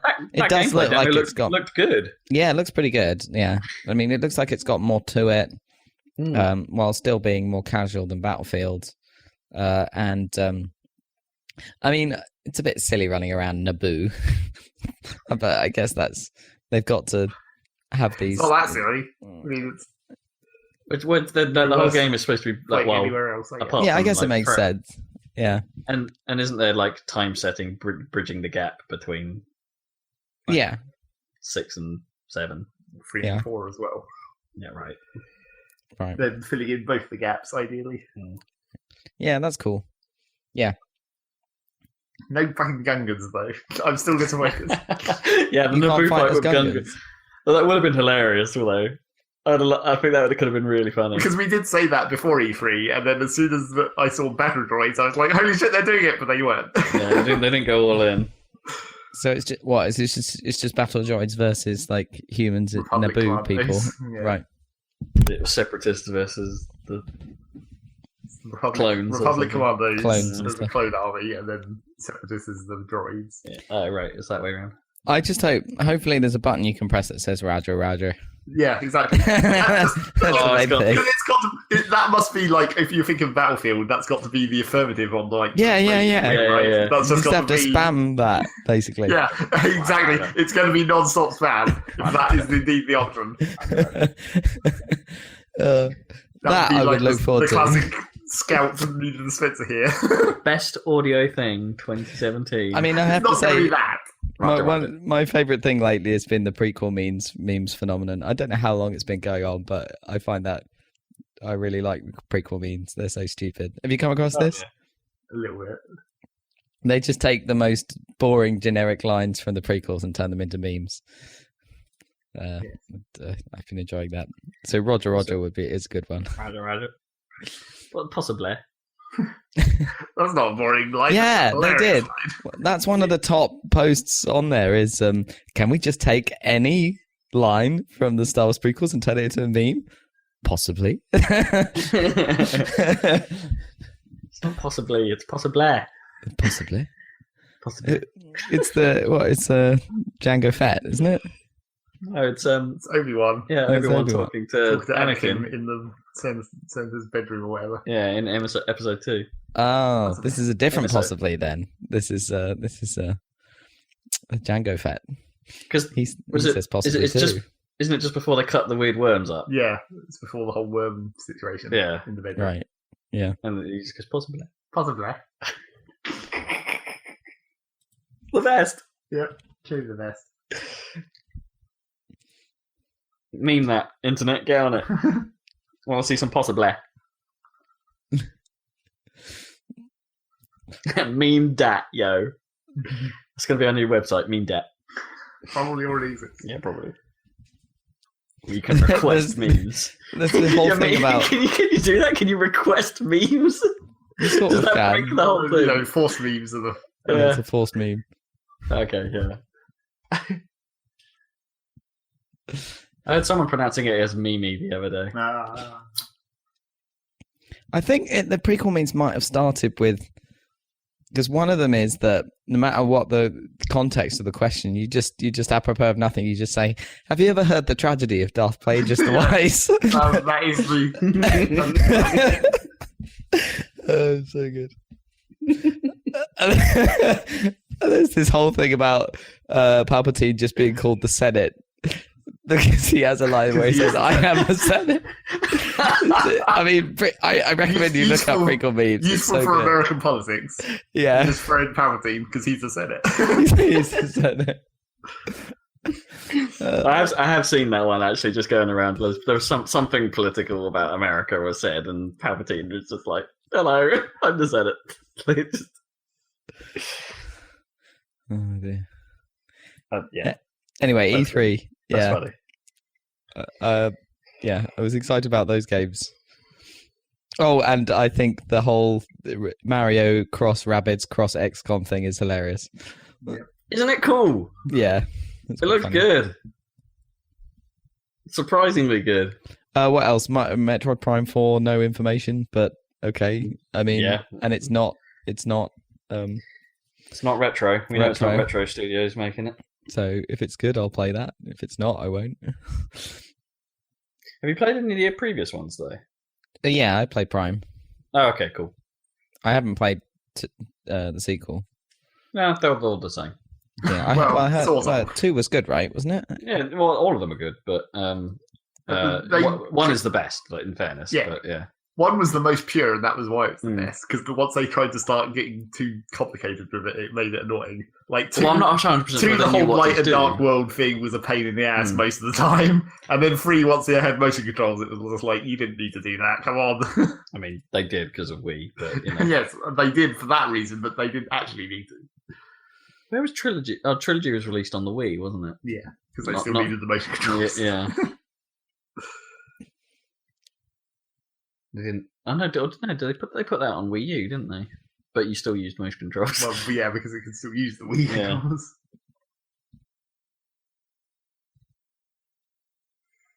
Yeah, no, Prime's a cool game, but yeah, I wish they'd shown them. You know, you don't do an announcement like that. I know you probably haven't got a lot to talk about Nintendo, but you know, I don't like it when they just go, "We're making this game." It's like, come on, man! Like, reveal it later when you've got something to show us. Well, maybe that's the trick. Maybe they're actually just going to release it. Or just shadow drop it this year. Well, maybe not this year. Maybe like early next year. Yeah. Yeah, they don't want to ruin Mario's thunder. Because the whole thing where there was the Twitter thing going around beforehand with the tweets about Prime Steak and all that. It was just like, Oh yeah. for developers to be that casual about spoiling it, they must have been doing it for a while, surely. Maybe. No, I mean it's good. Hopefully, good news because don't get me wrong. I love those games. They're all great. I can't wait to see how they mysteriously make Samus have a tablet, like Zelda. What, the Space Pirate Slate? Yes, exactly. The Eye Pirate? Or it'll just be like some kind of like weirdly modified gun arm where it gets square and flat and has a screen on it. What am I talking about? It'll be a Chozo Slate. Yeah, it will A actually. Chozo tab. Grills. Choseblood. Right, and that's it. That's the thing about Samus. She doesn't really have like she doesn't have like Mass Effect where it's like hologram screens that project Coming off your out of arm or her, anything. No, She just has an actual HUD. Yeah, she has a visor. Yeah. It's all. That's why you go first person. Yeah. Just think of the next generation of visor effects. Well, that's the trick, isn't it? You've actually got to think of the next generation of visor effects because, I mean, you could reuse some of them, but you want to have new fancy ones. I mean, X-ray and thermal have been around for a fucking long time. Yeah, but they did work. They were the two that worked the best in a way. Sure. Because they got a bit boring in the second one. I mean, they're the ones that work best for gameplay and because they're the ones that normal people understand. Sure. Like the sonar vision where it was sound-based was kind of cool. Yeah. But that was in theory, that was the most interesting one that was kind of underutilized. Yeah. Like, it's that's kind of a fascinating one, but, it didn't quite work.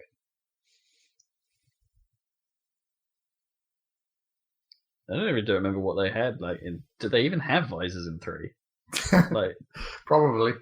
I don't really remember those at all. No. Yeah. Fuck it, just go hardcore and make it so that you're instead of having the X-ray visor and the thermal visor be separate, just make your visor be a slider and you just move between the entire electromagnetic spectrum. Just drag it. That could be pretty fun. Pretty ridiculous. No, and gamma ray vision. Can't fucking see anything. Now with the power of the Wii U tablet, you can... Oh, wait. Well, you can still have the touchscreen on the Switch, I guess. Except not really. Not really. Shouldn't design for it anymore. Nope. The Switch. Yeah. So that's your E3, is it? That's pretty much. That's it. Yeah. Who won? Nintendo won, obviously. I actually don't think anyone won. I think it was kind of weak. They'd already won before they even turned up. So yeah. Anyway. Yeah. It's kind of weak all around this year, I think. Yeah. Yeah, it's a shame. I think Microsoft could have won if they'd backed up their announcement with a load of awesome games, but they didn't. Anyway. Surprise, Scalebound is still about, yeah. We just couldn't make it on the original console, so we're breaking our rules, and it's going to be a Scorpio only. Immediately break those rules that you've already just established. Yeah. So that's it. It's time for what you've been playing. What you playing? What you playing? I don't know. Zash. Zob. Zob.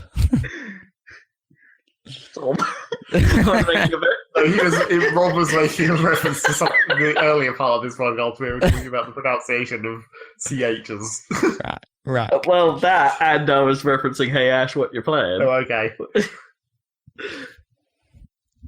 Is that what you've been playing? You gave me way too much credit for that. Okay, yeah, I was thinking of a better joke. You were. I've been playing, let's get the classic out of the way. I played more Rocket League. We still haven't played another actual match yet. Really? Tomorrow. Still not. That's a long gap. Well, it was the E3 gap. Right. Was the problem. And also there was one pair of teams who just couldn't figure out timing to finish their match from the previous round. Right. So that took a long time to happen. Dragged on before they could prepare the next ladder. Yeah. So then the E3 and that team was our opponents as well. So even if we wanted to go ahead of schedule, we couldn't. We had to wait for that to happen. So yeah, next match tomorrow. On just playing Rocket League by myself, I finally made it to Diamond. So I get my fancy blue reward for the end of the season, which is like 3 days away at this point. Right. I made it just in time. So yeah, season 5 of Rocket League. Season 4 was a normal length, not like an entire year. Epic one, yeah. I'll be interested to see how many people I see with Season 4 Grand Champion tag. Because theoretically, it should have been a lot harder to get in the Grand Champion this season because of the way they rebalanced the ranks to be more individual ranks and all that stuff. Because that was the thing I had with Season 3, where it's just like, why am I seeing all these Season 3 Grand Champions and why are they so bad? So there's that. So I'll get a fancy blue trail, I guess. Fairness, we've all been playing like garbage the last few times we've played it. We've just been collectively bad. I think so. I don't know why. No mojo, man. Okay. Just lost that mojo. That's the explosion, is it? Yeah, it's very technical. So it's a runner thing. Yes, clearly. Got no mojo. Yeah, that's that. Season 5. Season 5 will be, I mean, not Season 5, the patch that will come out at the start of Season 5 on the 5th will be marginally interesting to see how that goes. Goal explosions. Yeah, that's cool. Well, finally. Prepare to see a skull every single goddamn time, because everyone in the entire world will inevitably use that. Everyone loves skulls. God damn it. It's the year of the skull. It's the classic problem of this kind of thing, which I think we've probably even talked about in reference to Rocket League before, where it's just like, if you make one thing that people think is cool, you're going to see that thing eternally. Everyone is going to... It's like the Batmobile, where it's you just saw so many fucking Batmobiles. The DeLorean didn't last as long, but it definitely had its moment, where it's like everyone was fucking using the DeLorean. Just like all the boosts, like when they made the hairdryer car, that had its round of ridiculousness as well. Yeah. And some of the trails. It's mainly the stuff that comes out of the crates, obviously, because you bought that. Yeah, because people ascribe wealth to the to the value. I'm going to show off my fancy boost, despite the fact that it looks like garbage. Yep, despite the fact that everyone has it, so it's incredibly not cool. Yeah. It is annoying that I do find it's like, I mean, I know they've got to make their money somewhere, but I still find it annoying that the crate stuff isn't attainable, even if it's incredibly rare, that it's just not available at all. Yeah, I mean, they made that whole trade-up system, but then it doesn't go anywhere because it's like it only counts for that first set of items that they had before crates existed. Yeah, you can get the lightning bolt rocket trail, and that's it, or multiple ones of it, or multiple flex. Yep, multiple flex skins. Yeah, and it also kind of sucks that there's like the cars are crates only. I mean, even if they did another DLC pack, I wouldn't mind. Just like a legitimate way to just buy a set of cars. I think I was more okay with it when it was DLC focused. Yeah, but it's the random gambling. That's what you don't want. Yeah, because I do kind of want some of the stuff. Yeah, exactly. And it's. I mean, technically, you could just buy a bunch of keys and then go trading. It's quite a lot of money for those keys. Yeah. Like, the keys aren't on sale. The keys aren't in the Steam sale, man. Like, of course they aren't. That'd be the time. That's a separate system, though. I don't know if they could even just operate that within the normal Steam context. I don't know. Yeah, I don't know how that works. And it would piss off all the console players as well if keys suddenly became cheap, but only because on PC. Yeah, that's true. I haven't thought of that. So there's that. I played a fair bunch of Minecraft. Which version? Well, I went back to that stupid mod pack, the Sky Factory, where you start on just a tree in the empty void and you have to build everything from scratch. Because that mod pack has been updated and it's got increasingly more ridiculous. Easier in some ways since the last time I played it. How can you build from nothing? Well, that's what the mods are for. Right. It introduces a whole layer of magic. Well, it's sort of magic, where it's just like you start on the tree, so you cut down the tree until you're just on the dirt block, and then regrow the tree to get more tree stuff. So you use the wood to build your platform, but then you use the leaves. You shove the leaves in a wood barrel to make compost, and that lets you get more dirt. Because obviously leaves turn into compost, and you don't need to worry about fertilizer or anything because this is Minecraft. It only operates on some real rules. So you get the dirt, and then you sieve the dirt, and from the dirt you get rocks, because obviously rocks just spontaneously occur in dirt that comes from compost. Okay. And from those rocks you can make cobblestone, and then so on and so on. You break down the cobblestone and sieve that, and you get ore somehow. You basically Factorio your way to the Well, yes, world. that is basically the end result, is like you've got a lot of automation and pipes going on, where you're just automatically sieving a whole shit ton of gravel and stuff, automatically smelting it, automatically putting it into containers. That's the bit that I like, automatically obviously. Building an endless plane. Yeah, I mean, I don't know if you could.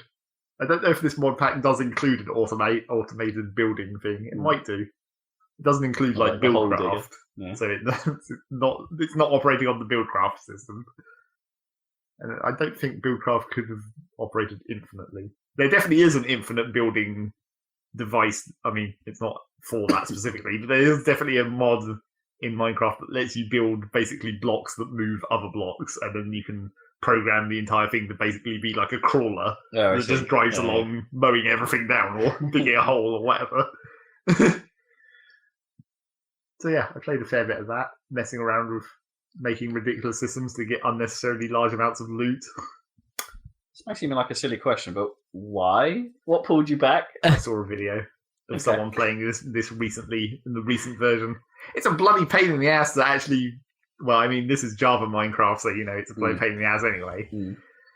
But this is one of those mod packs that's built into like a specific launcher and like all this stuff, where it's just like, I don't want to sign up for this fucking website. No, right. So I ended. There is a way around it, so you can download the server version of the mod pack, which is just like the mods zipped up. And then I was running it through the launcher that I use, the multi-Minecraft, where it can manage the instances. So I like dumped the server version into an instance in there, and even then that didn't work because it was like you have to get like the right versions of certain additional mods that aren't part of the mod pack. The mods that like manage the actual mods, I guess. The classic one is called Forge. It's just basically a mod loader. But it manages all the other mods and like makes them load in the right order and deals with conflicts and stuff. So you kind of have to like figure out which version of that you actually need. And then once I even got all that, you have to basically this version of Minecraft with this many mods running in it uses all of my RAM.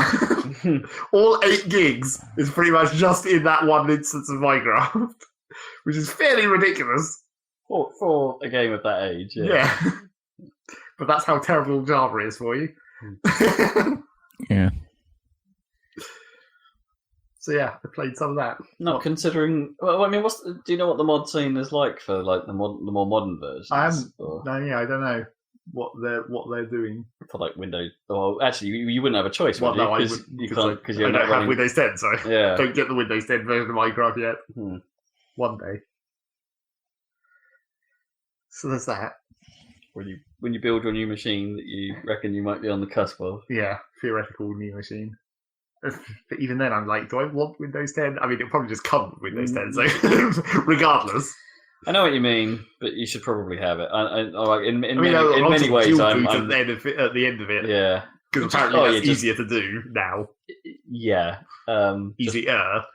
Marginally. Yeah, so just mount your old drive in the system and use a tool called ECBCD. Yeah. Easy BCD, sorry, not easy. Easy BCD. Or easy. Easy BCD, and you can sort it out that way. Although I had to muck around in the BCD command line to sort some stuff out because it decided to put every drive in my system as a BCD loader, which just filled the list. And it's like I don't want to have to click to go to more things to then go and find the hard drive I actually want to boot from. Yeah. So I had to clean that up by hand. And every time Windows does a major update, that seems to screw with my BCD list. So I have to sort that out every time. So yeah, when Speaking of which, there is one, isn't there? Yeah. Well, creators update. Yeah, when that landed, that messed everything up for me, and I think I've got a problem, like as a result of it. Always have. Well, you've seen it. You know, the fact where the system doesn't turn off. Yeah. Or reboot. I don't know one time where I saw it was because of other things we were doing. Maybe. Yeah, but like I can turn the system off, and every now and then it just actually won't turn off in various ways. Most of the time it gets stuck on the spinner, like to say, I'm turning off or I'm restarting spinner and does nothing. Just gets stuck. The worst I've seen it is where everything turned off, but the computer didn't power down. So it had stopped sending a graphics signal. And so the monitors went into standby, but the system was still on and doing nothing as far as I could tell. You know, no flashy lights or anything. And it's like, really? That's weird. And yeah, it's started doing that since creators landed. See, all of this is just why I'm still reluctant about Windows 10, and also I just don't really like Windows 10 that much compared to 7. I know. It's this old problem that I had with XP, where it's just like there was that distinct time where I was definitely thinking about dual booting XP, but it turned out 7 was okay. Yeah. In the end. Yeah, Windows 10 is okay. And I'm using it on all my systems now. It is fine, but from a usability standpoint, I can see where you're coming from. Like, I actually do think 7 is better in a number of ways, but slightly less cluttered, slightly less all over the place. I don't know. I find bits of using Windows 10 a bit more clunky, and the search today just randomly screwed up again, so it couldn't find things that I was very clearly typing, and was like, "No, I'm going to go to the web for that." It's like, no. I very clearly have a program called Audio Repeater, and I've typed it in full, and you still don't know what I'm talking about. You stupid thing.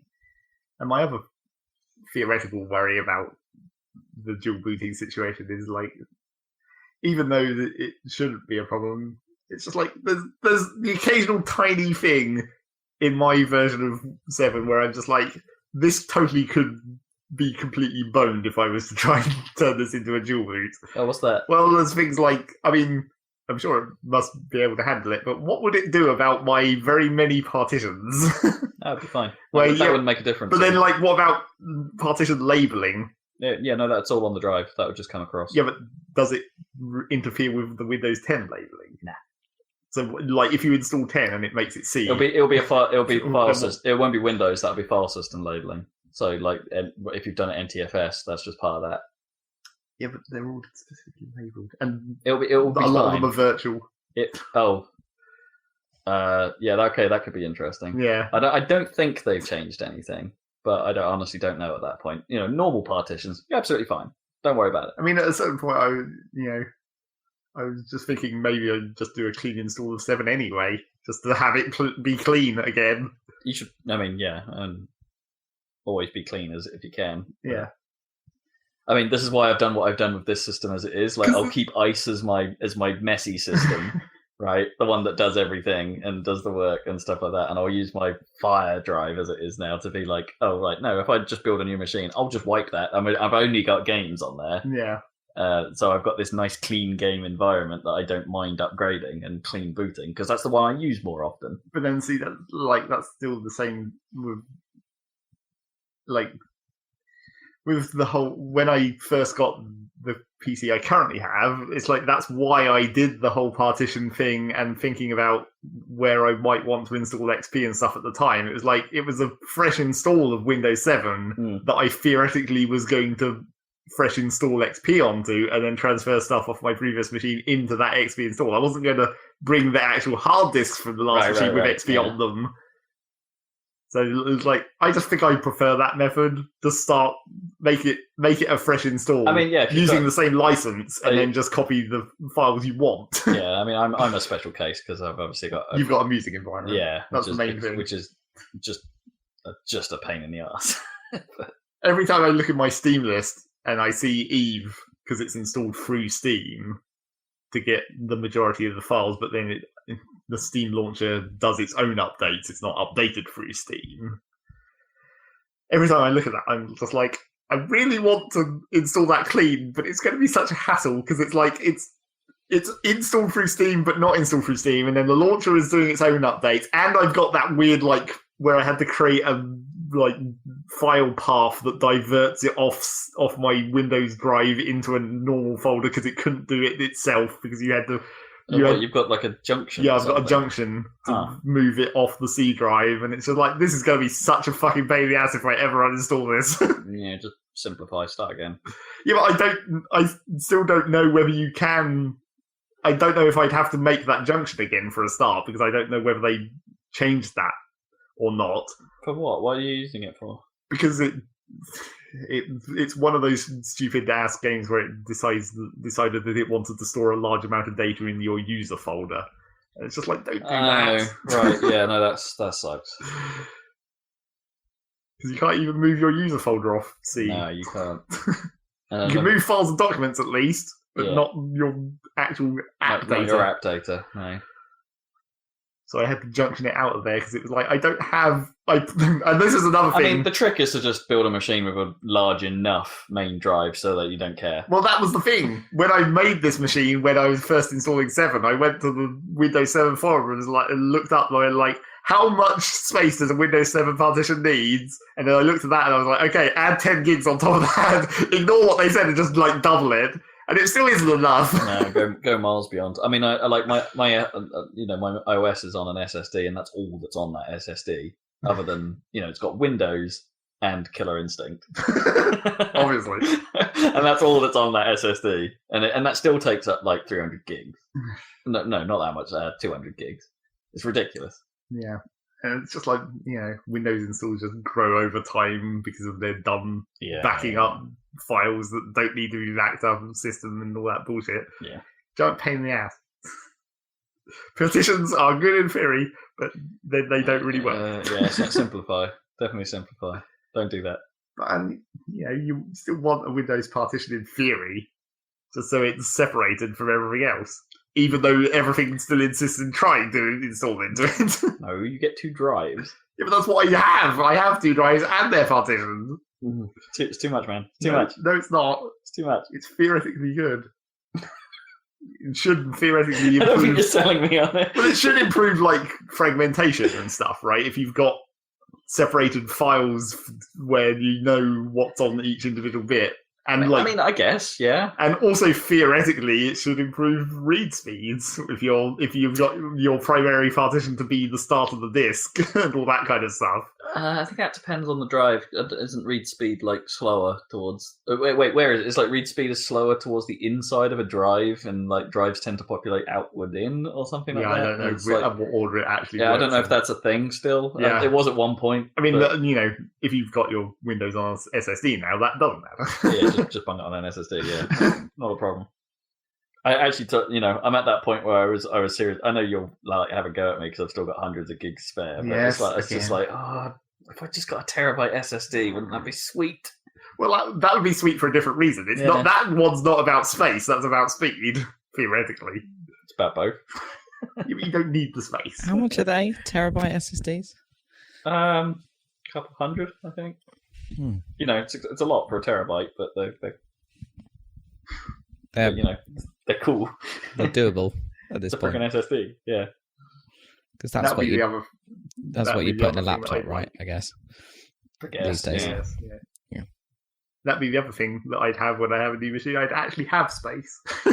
Instead of being stuck with my 500 gig hard disks that are completely full on every partition.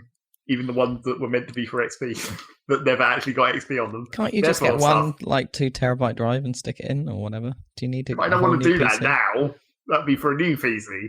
Get a fancy new drive. Yeah, I mean, you're at the point where you're starting to get performance problems on stuff, aren't you? So, exactly. The reason why we haven't played Battlefield as much as we would have liked to, is because Zach had a few performance problems. Yeah, you've run out. Run well.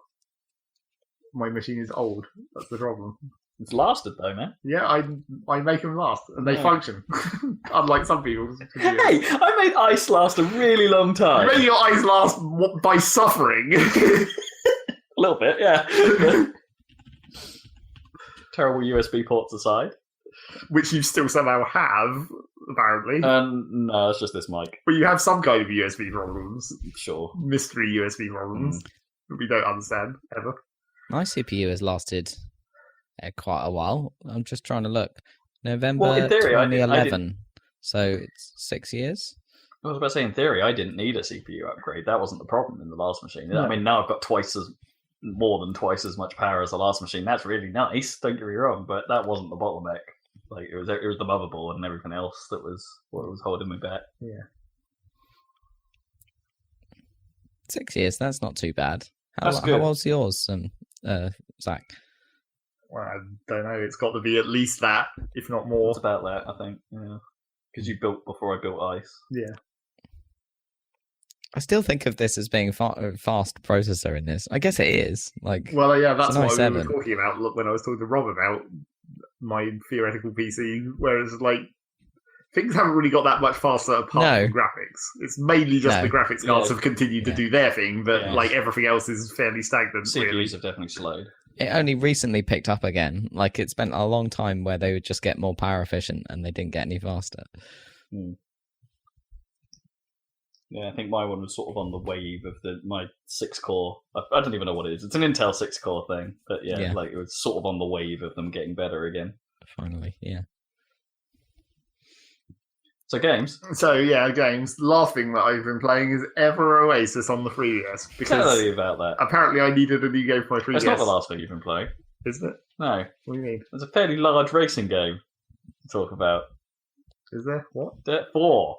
Oh, well, we made a video about it, and we talked about it on the E3 podcast. Briefly. Yeah, me a bit.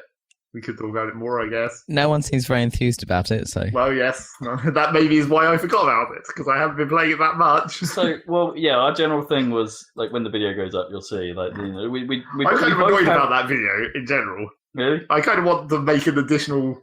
Either an additional video addendum. or an additional part of that video that you can add to it, where I just do a run that's, like, where I can drive correctly. Because I went home after, maybe the day after we recorded that video, and I just was like, am I just really terrible suddenly? But no, I just sat down and I was like, no, I can still win. It's still totally fine. I'm just not used to Rob's setup, and it made it much worse than it would have been anyway by the fact that we had to talk at the same time. Of course, yeah. But, I don't know, even with that said, for the brief amount I've played it, I then went back and played some Dirt Rally. Yeah. Dirt Rally feels better. Yep. It feels better. It's because it's better. It looks better as well. There's something about the look of Dirt 4 I just don't like. Like, it's in a weird way, it's less high def filtered. And somehow that works against it. So do you think they'll because no one seems to like it, so do you think they'll double down on like Dirt Rally because that sold quite well, I seem to remember considering. Well, do you think they'll be like, oh shit? My first question about Dirt 4 is still whether they'll do patches. Because this time they came out and released it as a finished product from the start, which kind of seems to suggest that there won't be as much patching as Dirt Rally had, because in that one it was early access and they were making it different. But they could still theoretically come along with a Dirt 4 patch and be like, here, we fucked around with the physics a bunch. Theoretically. I don't know whether people would like that either, because now you're fucking around with a thing that people have got used to as a finished product, and they wouldn't have thought that it would suddenly be completely different and feel completely different. So we'll see whether they do or not.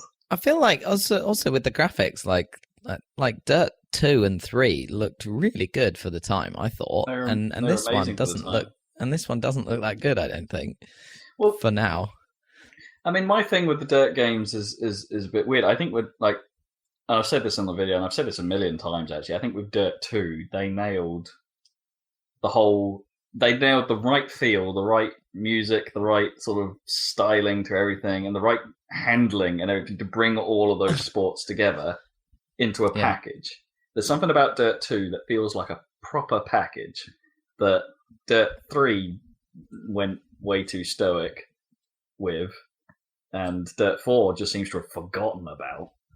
And there's something about Dirt 4 that just feels like it's a clunky upgrade on Rally, or a clunky update to Rally, as opposed to this is a product. And I know in the video I actually say the opposite of that, and because the actual menu styling, they've done a proper job of it, which they didn't really do on Dirt Rally, right? You know, they at least from the visual UI stuff, it looks like a product now. Yeah. But as a package, it feels incomplete still. I don't think they've nailed it completely since Dirt 2. I love that game. So, but. I don't know. In its defense, there is a big positive to this. That track generator is pretty cool. It's pretty cool. I mean, when you get the repeating elements, that starts being a problem again, I guess. Is that already a problem for you? Or? Yeah, I mean, it's certain parts of certain environments that you just notice more. Like I said at the time, where it's just like if certain where the design is too, it's like basically where the design is not generic enough, right? Then you notice it. Like they've made a specific feature, but when it repeats, you're like, oh, there's that thing again. So in the video, there was two bits of crowd and a white truck immediately following them, or something, and that came up twice in quick succession. Yeah. And it was like, hang on, that looks a little... And even sometimes when you think it's not something that you'd notice that much, that you do. Like, there's a specific hairpin on Spain where there's a tree on the inside. It's not really an obstacle. It's just a bit. It's further off the track, but like the branches hang over. But the way the shape of the polygons of the branch, because it's not like randomized rotation or anything. The way the specific shape of the polygons hang over the corner of the track, it's really noticeable. It's like, oh, there's that hexagonal branch, Right. and I see it every time. Right. You wouldn't have thought you'd notice it that much, but you do. There just needed to be some sort of randomization on the. So if the track goes a certain way and like the basic ground layout was the same, you think they needed more randomization on the Foliage and stuff. Yeah, how it then put the stuff around the track. Yeah, I mean that seems to be what the problem is. Maybe it's like if the shape of the track could have been the same, but if they made slightly more randomization on the elements beside the track to mask that they're using shaped parts. Yeah, that could have worked better. Yeah, I think there's something. Don't get me wrong. I think there's something to this, and it is convincing. And there are I mean, with the races we did, were all, everything's generated in that thing, right? And it's it's pretty good. And there are some bits of it which do work, where like the things that I'm still not sure whether they are entirely random or whether these again are specific parts that appear. But like when you have like the rock falls on the Spanish track, where it's like, oh, some rocks have fallen off the side of the track and made an obstacle, and of course the broken down cars. That's actually cool. Yeah, that is a cool thing.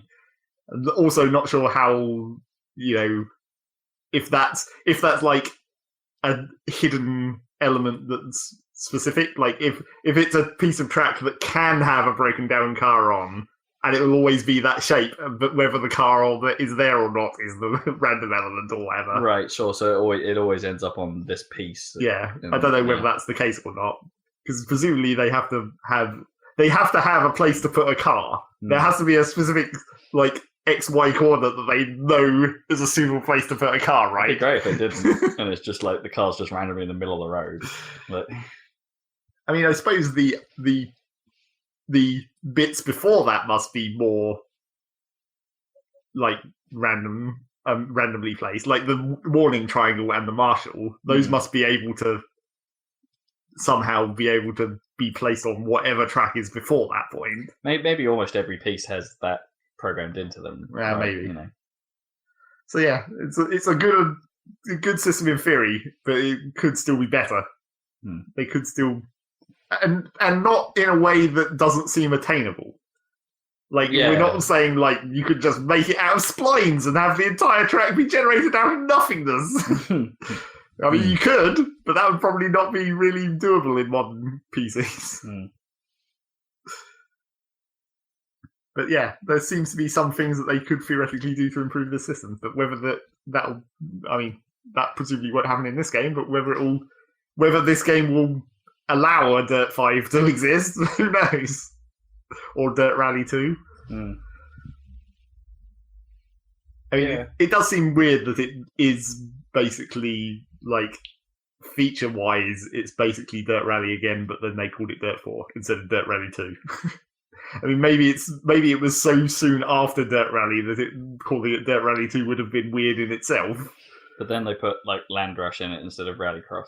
Is Rallycross Rallycross is in there. Okay. So it's Land Rush instead of Hill Climb. I guess, yeah. Yeah, it's a strange one. It really is.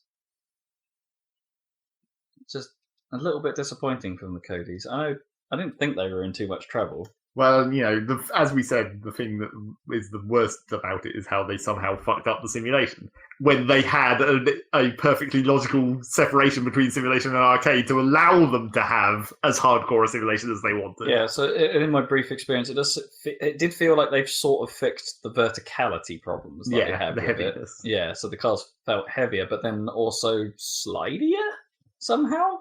Slidier, but not slidier. It's like a weird toggle between sliding and not sliding that shouldn't exist on gravel as much as it does on tarmac. Which is, that sort of binary state is more true of tarmac than it is of is of gravel, but in reality. But it just felt, I drove Australia for anyone that's playing the game, and it was it did feel obscenely slidey. Like, not even... I guess it is sandy, right? It's a little bit Australia, but just uncomfortably slidey, and not in a fun way. Well, right? It's not that I felt like I could just put the car into a total sideways drift. Well, and no, that's get the away thing. with It's it. not a controllable slide. Once you reach the sliding state, you're just fucked. I mean, you can control it once you get better at it, but it's not as easy to feel it as I think it is in Dirt Rally.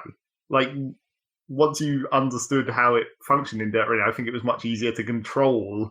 Whereas in this, it's more like sliding is like a losing state instead of just something that you can manage, something to master. Is it? And I guess now you've spent time with it. Is that you still think that's true? It's like it's not something to overcome. Not really. I did like when I was playing it afterwards, after the video, and I was seeing how good I might be at it. I was like, I guess I am sliding, but not as much as I think I should be. It's not as easy to do, and it's not as useful, or whatever. I mean, in fairness, my strategy with Dirt Rally is because those tracks are so thin generally in that game was to try not to slide. Yeah, I guess.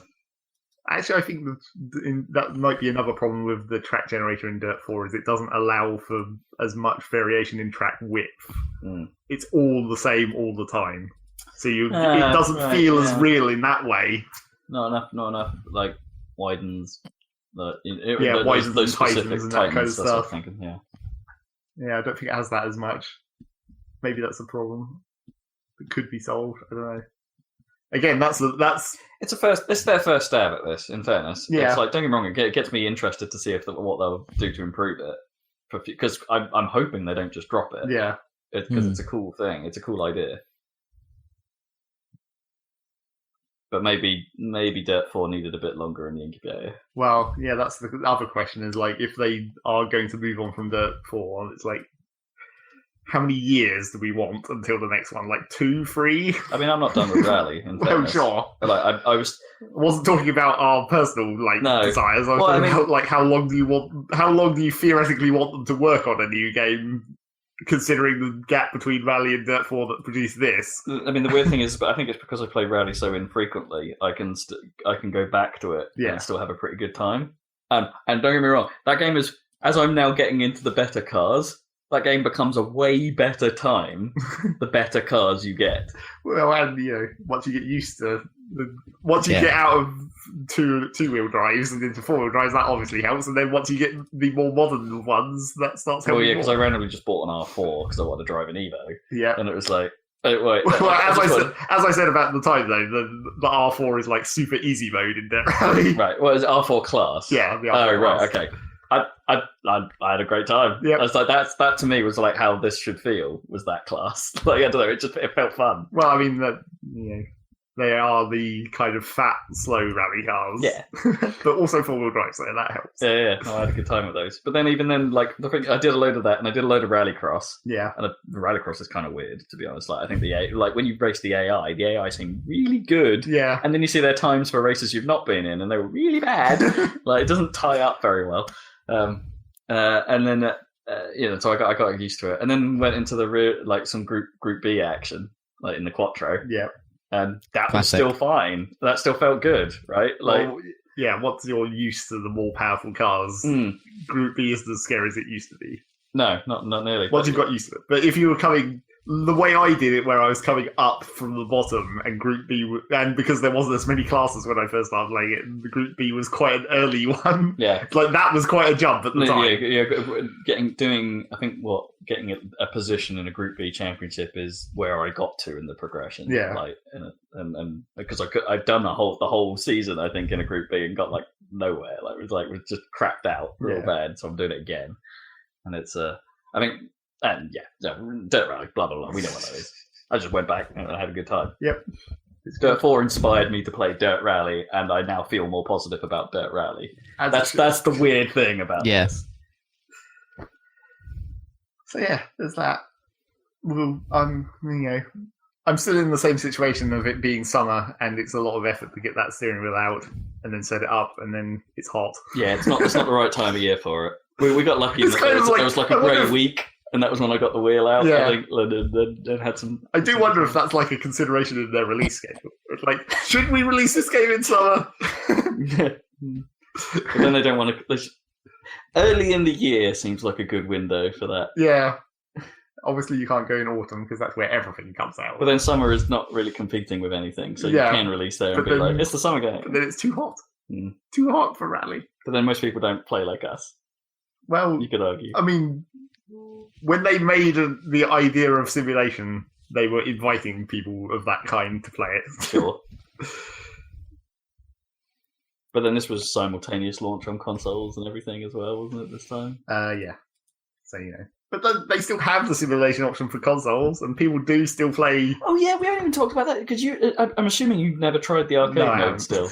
I am curious to see what that's like. To see how easy it is. Yeah, basically. Does that make the game? Like, screw the simulation, just have a good I don't time. want that. I know you don't, but like maybe that's what makes the game in a weird way. And that that is why they got mixed reviews on Steam. Where it's just like you made this whole idea of splitting simulation arcade, and then you bollocks up the simulation. And all the people who wanted simulation then were like, we'll accept the fact that arcade exists because it's a separate thing, and you made Dirt Rally previously, and we know that you can make a simulation. Which is a kind of a weird place to be in. That's a strange community. I'm not sure I agree. Like, we'll accept it exists. I mean, fine. Yeah, like, just be happy that it exists. It makes it an inclusive game. Yeah, but they wanted simulation, and the simulation they got was worse than the simulation they had previously, which isn't the way it's meant to go. I wonder if the arcade mode is that they just put the Dirt 2 model in. Well, yeah, that's what I'm imagining. That's how I imagine it being. It's a I'm sort of imagining center pivot model, Well, maybe not center pivot. Maybe like a huge amount of traction control and stuff. Well, Like maybe, way more than yeah. if you turned it up in simulation. So yeah, there's that. Ever Oasis then. Yeah, Back to where we started. Everest. Sorry. The thing that got interrupted by Rob remembering again. No, it's worth talking about Dirt 4 because it's just a weird one. Yeah, I played Ever Oasis on the 3DS because I guess I've played all of my 3DS and DS games again recently, to some extent. Which is amazing. I went through all of them well, I mean, not all of them. I didn't go back to play, like, Pokemon Black. Even though there definitely was a time when I was transferring my Pokemon off that into Y, where I was thinking, maybe I should just play through Black again. When you said that, but then for some reason in my mind, do you remember the box art for Black? What, the game called Black? Yeah. Just put the Pokemon logo over a sea of bullet shells. Oh, yeah. That would be quite hardcore. Pokemon Death Squads. So yeah, I played most of my old, got to play Meteos occasionally, just because that game's good. What's up? But yeah, I felt like I needed something new, and conveniently, one new game has come out on the 3DS, maybe. I mean, some other games have come out, but not, even though Nintendo says that they're going to continue supporting the 3DS. Well, are they really? Well, they've apparently put out demos for a lot of their new releases, so you could try Hey Pikmin. Yeah, I did see that pop up on the store. I was like, okay, but what the video of that we saw on E3 hasn't instilled confidence in that being an interesting game. No, no, I agree. So yeah, Ever Oasis is a game that we saw in the previous E3. In fact, I guess that's when they announced that it. long ago.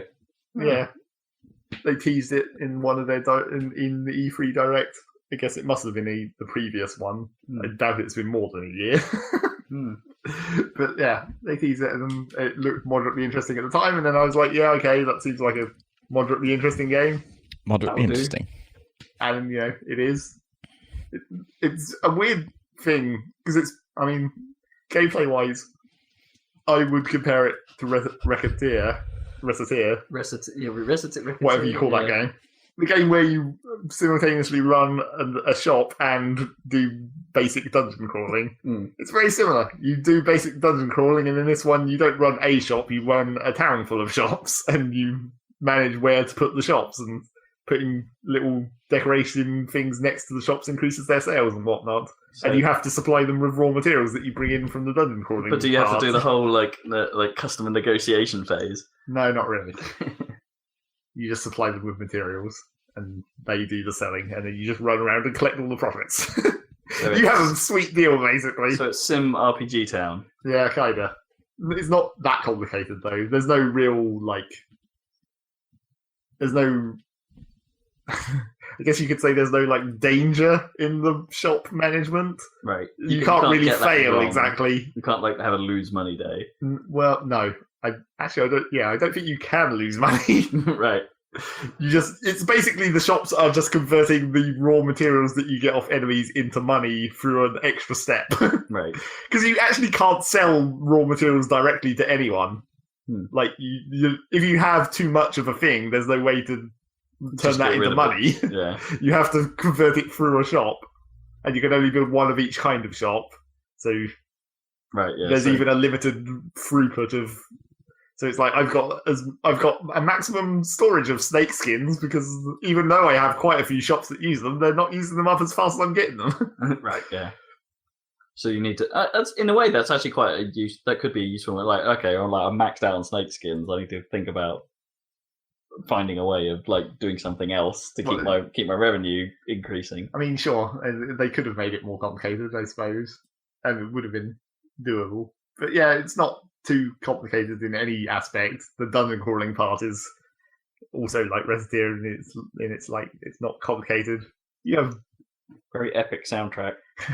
It gets epic sometimes. Sometimes it's kind of unnecessarily, and also like when the chaos invades your Oasis or whatever, and it gets the ominous soundtrack over your Oasis, and I'm like.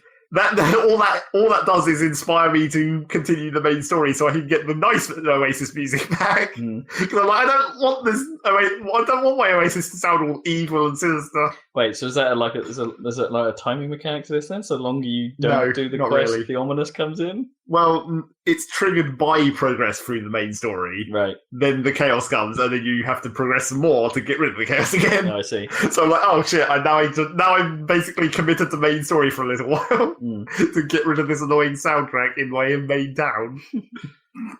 It's all I care about. The music. Worst audio thing. Ominous. I don't know if it's that terrible. It's just kind of it's not as good as the nice music. Right. Yeah. And then, so the dungeon crawling aspect isn't too common. There is some minor, you have basically, as you level up, you increase the length of the combo you can do, which is basically, you're either pushing light attack or heavy attack, but it's basically you either do a string of light attacks or you do a string of light attacks with one heavy attack at the end. Those are the two different combos, and it just increases the number of light attacks per... You go up to 4, so you either have 4 light attacks or 3 light attacks and 1 heavy attack as a combo, and that seems to be as complicated as the combo system gets. Right.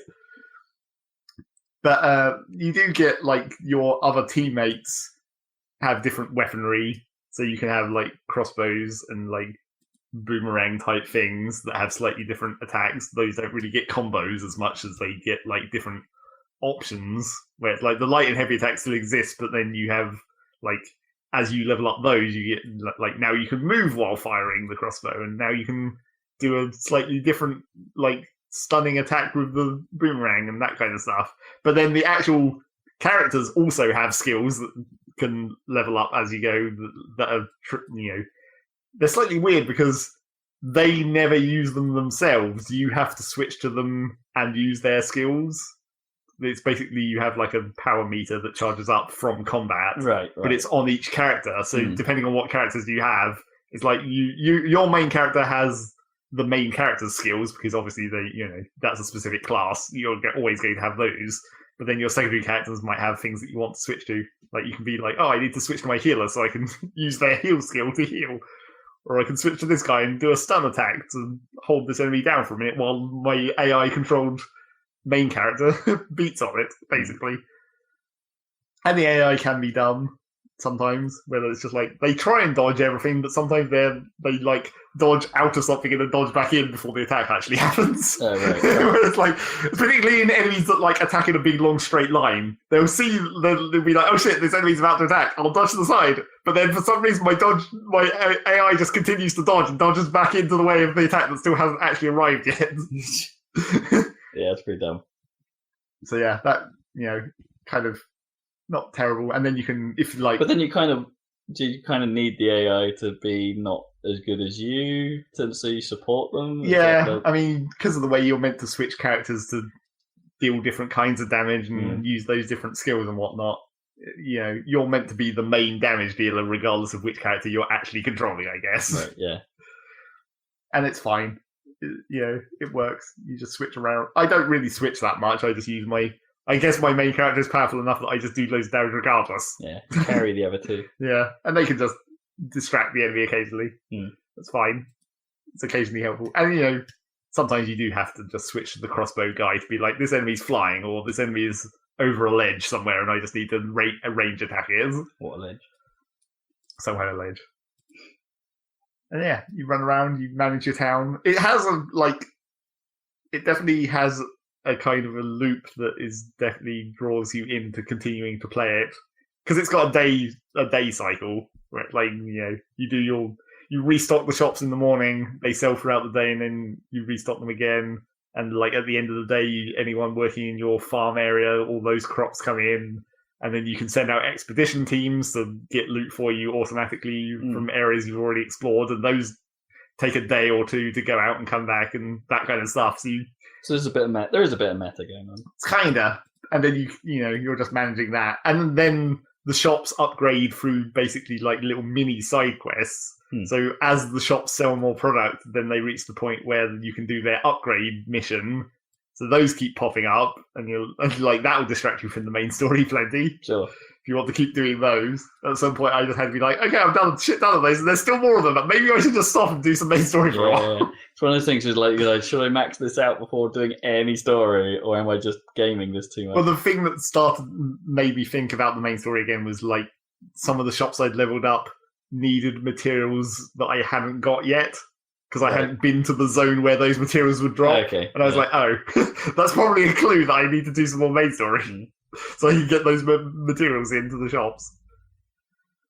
And yeah, it seemed like it was going to be quite short, but because of the way that you just spend time doing things continuously, it absorbs a lot more time than it seems like it would. Right. And also, so even though you go in and it's like, all right, I know I conceptually can see the beginning to end of this. Or I'm just going to play one day, and it's like, but you don't. Because at the end of the day, you're like, well, I've got to manage my shops, and then that just leads nice and smoothly into the next day, and you just continue. One more day. Yeah. And then the other thing that I thought might make it short is how long the main story is, and I'm still not actually sure, because it starts off with the very classical, get these 3 different coloured gems from the 3 different civilizations that you need to save your Oasis or whatever, and I'm like, oh, well, this is very sort of Zelda Ocarina of Time-esque goings-on. 3 coloured gems, the old Japanese classic mechanism that seems to turn up a lot. Sure. But then, of course, even at that point, I was like, well, okay, what's stage 2? Because there's going to be a stage 2, obviously, because that's how that trope grows. A twist. You have the 3 gems, and then those first 3 gems basically turn out to be irrelevant. Then there's another 3. Then there's some other thing that you need. And yeah, that happened. And I was like, okay, that makes sense. But then I'm still not sure how long this second part... I feel like maybe I'm heading towards the end, but then there's also this list of... I guess you'd call them sort of achievements, they're in-game stuff. But there's a list of things where it's reach level 30 and level your Oasis up to 30 and have all of your shops reach maximum level or whatever. And I'm like, is that going to be contained within the length of the story, or is this post-story stuff? Yeah, after-game stuff. Am I meant to be able to level everything up naturally during the period that I think I might spend going through the main story or not? I don't know. Yeah. The twist has the second phase hasn't been as obvious as the get 3 gems phase, right? In terms of where the story's going, right. Maybe there's a third phase. Yeah, maybe there's some other maybe this is the middle act, before the finale act. Because you get the 3 gems because the chaos keeps coming into your Oasis, and you're using the gems to push the chaos back, and it's that's fine. Perhaps you should need a chaos emerald. Yeah, exactly. And then, now at the point in the story I'm at, the chaos gets in and it fucks up those gems, and you have to go to a place to revitalize the gems, and then... Spoilers. Yeah, and then I'm like, okay, I'm going to use these revitalized gems to get rid of the chaos again, surely. Except, not quite. And I'm like, okay, where's this going? The chaos is all over my Oasis again. I want to get the good music back. I don't care about the people. I just need that music. It's not even that good, it's just better. That's all. So yeah, it's a decent way to spend quite a lot of time playing 3DS, I guess. Okay. Relaxing. Yeah, longer than I thought it would be. Yeah. Which is nice. Yeah, that is sometimes a nice feeling. I'll tell you what is taking me longer than I thought it would. This podcast. Well, that. And freaking Zelda. Okay. That's taken way longer than I thought it would. Why did you not think it was going to take forever? I knew it would, but... Why? How far are you in? I'm like 80 shrines now, like 85. Yeah. And 2 areas still to tower. Yep. I haven't done Gerudo, basically. Yeah, you're similar to me then. Yeah. I've now gone to Gerudo Town, but I haven't gone any further than that. It's just when I say it got to the point where I'm wandering around that game going, I'm pretty much seen everything this game does. Yeah, I told you. It's like you're seeing the same carts over and over and all that stuff. Yeah, but then every now and then, every I want to say like every 5 hours or so, you find something that's just like, I've not seen that before. Yep. Or you find a one-off little trick. Yeah. Or sometimes they're too little. Like the Goron Golf, where it's just like, I wish that had more than one hole. Because I'd play that a bit more if it existed for slightly more than one thing. You know what? I don't even know if I found that. No, I haven't found I imagine you haven't. I found pushing rocks down a hill into holes. Well, that's a Korok thing. That's a Korok thing, yeah. Yeah, I found that. You must have seen the snowball bowling, right? The 10-pin bowling with the snowball at the bottom of that tower? Nope. Oh, okay. Not seen that. I thought you said you went to that snowy tower. I went to the one with the... Oh, what, you mean... Well, it wasn't 10-pin. It was like, there was it's a triangle shape of sticks that you roll a giant snowball into. Right, so that's not the one I've done. Okay. The snowball rolling I've done was the one where there's like lots of different paths, a bit like a pachinko machine, and you've got to try and get the ball to roll down the right path and get big enough to hit a door. Hit the door, yeah. Yeah, so that's the one I've done. There's a couple of those. Right. Slightly different variations on that idea, but yeah. Cock, are they all into Banff? Probably, because that's where the snow is. I hate that place. Hate that place. Like, it should be like snowy and lovely, but it's murky and grim and skank the entire time you're there. It's like, it's a horrible place to be. And that cold music, it's really annoying after a while. Yeah, I guess. The cold music is annoying. There's things you could do about the... I got that items egg that helps with the snowy area. Right, that you yeah. mentioned. That item. Yeah. Okay, I don't, it's not that great, but it makes it better. I don't remember what it was. The snowshoes, so you can run on the the snow. snowshoes. Oh. I don't think I didn't ever know that was a used them, thing. really. Huh. I haven't found those. No, they're in... For some reason, they're in the desert. Yeah, they're in the desert. Which made you get the snowshoes. Obviously. Right.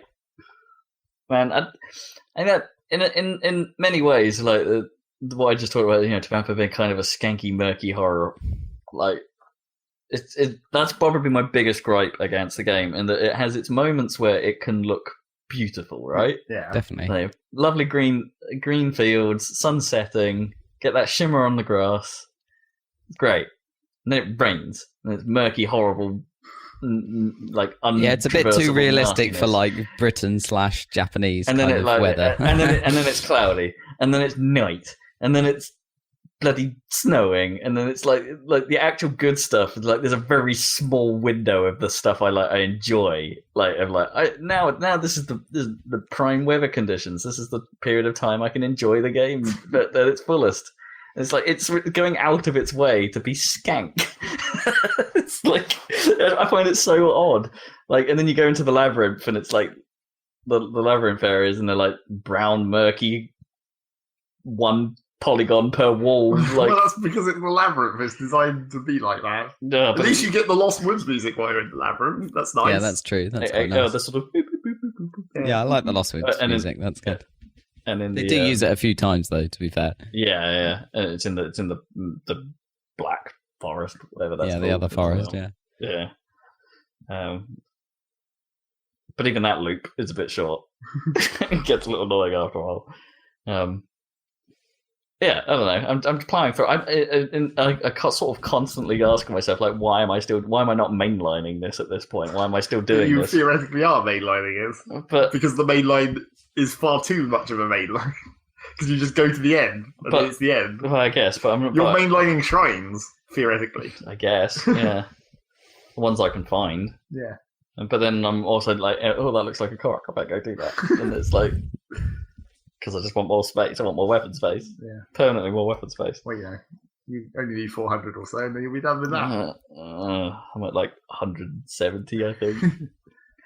Well, I guess you only need 400 if you want to upgrade everything. Getting just weapons might be easier. Yeah, like 160. But then I've upgraded the others a little, but then I'm not quite sure why I did that. Like, no need to ever really have that many. Well, it's because the first update upgrades are cheap. Yeah. So like 1 or 2 or 5. Yeah, it's like the last weapon on was like 35 seeds or something, and I've got like, I'm now holding 50, so I could probably go get another one. But it's it's the one thing Gnome seems to like snigger at was when he goes dun na na na. Yeah. Like in text as the music plays. It's like, oh, that's so dumb. Oh, Hetsu, or whatever his name is. Yeah. He's awesome. He's the best. Come on. Expand a band. Expand a band, damn. I definitely was disappointed where, like, when I did the last upgrade, nothing different happened. No. Like, oh, come on. Not even a big finish or something. Maybe if you get all 900 currencies, but I'm not going to do that. No. Unless you have the Korok hat. No, exactly. Yeah, I bet there'd be nothing special either No, after I bet 900.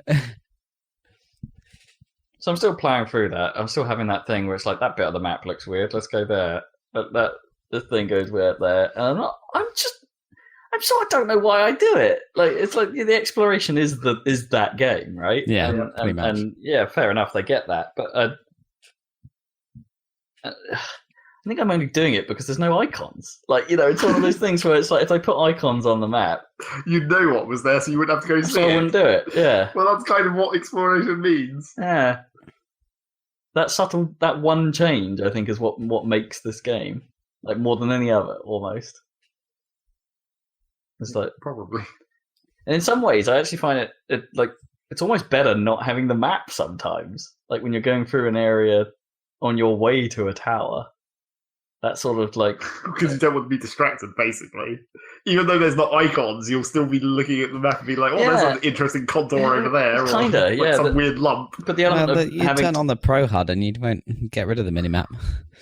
Well, not even that, but like just having the map. Yeah, like, when you're in an uncharted area and it's just like, you're having to eyeball your route to places. That's almost better. Like, the game is almost more interesting when you're doing that. Although... sometimes that can be like annoying in its own way, where you see the tower and you're like, okay, I'm going to go to that tower, and then you make your way there after an epic struggle, and then when you reveal the map, you're just like, oh, there was just a road. There's a way around. Yeah, that's true. I've done that a few times. It's getting to the point where, like, if I want to get all the ancient armor and stuff, it's hella expensive. I can't afford it. I haven't got enough gear parts, and it's like, I put this much time into it, and I still can't do those things. Well, the question is, how much are you willing to risk the sacrifice of selling shit? Because you can make a lot of money just selling shit. Oh, yeah. And I've got a lot of stuff at this point. Like, you got hundreds of bokoblin fangs. Like, just...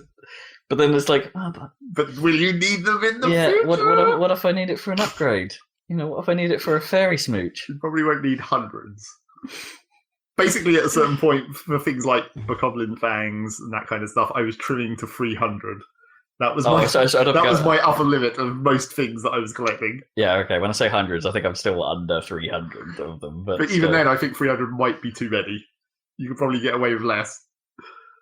Man. Lunges. Yeah. I've got to finish that anyway. Like, I've got to make sure I finish it. Yes, you've got to finish it because you're literally on a time limit before I have to take my before you want the switch back. Yeah. But as we've said, at the point you're at, I mean, after you've done Gerudo, there's nothing to stop you going straight to the end. No, I could just do it. I could just do it. Get that Master Sword and go. Yeah, so I'm playing that. I assume you're playing that as well, Dan. Yep, I've gone into Gerudo Zone, which is another beautiful and different area. At really least it's cool. always sunny there. It's always sunny there. Yeah, that's nice. And it's also 100% sand, so also not actually interesting to look at.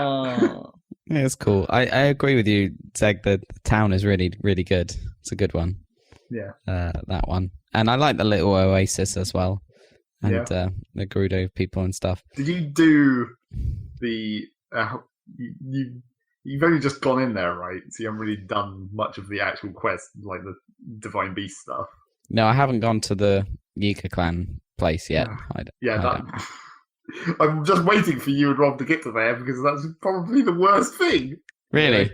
Yeah, it kind of sucks. Well, basically, stealth. But it was stealth I knew there was in gonna be a Ocarina of stealth. Time, wasn't it? Yeah. In the Gerudo Fortress was the stealth section in Ocarina of Time, wasn't it? So it's obviously This a one throwback is to maybe that. kind of worse. Worse than that? It's quite annoying. I mean, there's... Is it Wind Waker start of the game bad? Well, you see, you asked me that, but I never thought that was that bad. I thought it was awful. Yeah. Whereas Rob thinks that's the worst thing ever. Which bit? The Start of Wind Waker. Oh, yeah. It has, like... I think the trouble with this, not to go into spoilers about it, but I think the trouble with it is they set up a system that you're meant to use to progress through this stealth thing. But because of the way this open worldness of this game works, even though you're now in this confined space, the way they've set it up just doesn't actually always work as well as you want it to. Like, they specifically make a thing where you're meant to trigger this thing and it's meant to allow you to sneak past, but it just doesn't really work well enough to allow you to do it all the time. And, then you fail and then this is like the one time where it's basically one of the few times, I guess, where it's like, you can't save here. Right. So if you fail, go back to the start. Yeah, I've had that a couple of times, and that was quite irritating. Yeah. Like, I think when was it the island in the top? Evertide Island, yeah. Yeah, that's it. And it was just like, I need to go to bed. You can't save here. What? Oh, I better do this whole bloody thing then. Yeah. There's only a few cases where they do it, and this whole stealth section is one of them. Eventually, I decided not to do stealth, and that's also difficult, but it does also work. It's open world, so I guess you can do that. You can brute force it. Yeah. We'll talk about that more when you get to it, I'm sure. Good to know. Yeah. Good to know. Well, I'm pretty OP with the ancient armor and stuff at this point. I could probably whack my way through stuff. You think, but no. Okay, I shall see. How have you been able to make the ancient art? Like, I just haven't got enough Guardian parts. Well, that was my main focus for a while, trying to get the ancient armor. Guardians. It is a bit OP once you upgrade it to level 2 and you get the ancient affinity or whatever. I guess all the armor type armors are quite powerful when you upgrade them anyway, just because of that. The armor rating of actual armor is way higher than clothes. Yeah. Well, I'm always going back to the soldier stuff because it's like you take practically no damage from some things. Yeah. And it's like a quarter heart for an arrow. Yeah, no, it's no biggie. Definitely helps. Yeah. I still hate roll damage. Sand steels are hilarious. I like those. That's quite fun. Yeah. Sand steels. Sand seals. Okay, I'm immediately sold on that. Yeah. The horse of the desert. I'm surprised no one actually says that. Because that's basically what they're for. Yeah. They're really I was funny. a bit disappointed when I went to the Lake of the Horse God and didn't find anything. It was like a Korok seed and that was it. It's because you haven't been up the path that goes over the Lake of the Horse God to where the Horse God actually is. Oh, wait, what? I went up there, I went to the bridge and it said Bridge of the Horse God and it's like... yeah, and you think that... going. Yeah. Well, there's nothing here, I'll go away. You gotta go a bit further. Oh, It's not that useful. It's a bit dumb how they make it.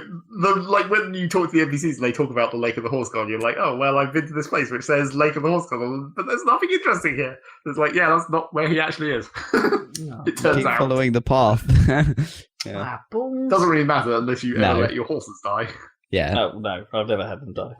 Oh, right, that's the thing that... Right, yeah, because I've been looking for a thing that someone was saying, like, that's... Right, sorry. Now it's all coming together. That's all that is, yep. There's a thing someone says that you need to go find in the grasslands, and so I've been wandering the grasslands trying to find a thing. Right.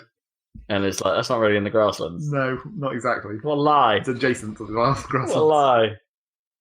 It's like the Farosh Hill. It's like, Farosh doesn't hang out on this hill. No, I guess not.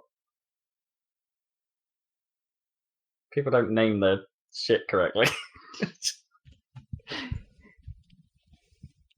So Zelda. Yep, Zelda. Zelda's still Zelda. Are you going in on that season pass, Dan? Probably, but I need to still play more of the base game. Alright, you just want to finish it before you even think about it. I probably will get the Heroes Pass stuff. I've just been a bit busy lately, but I'll get back to the Zelda after this week.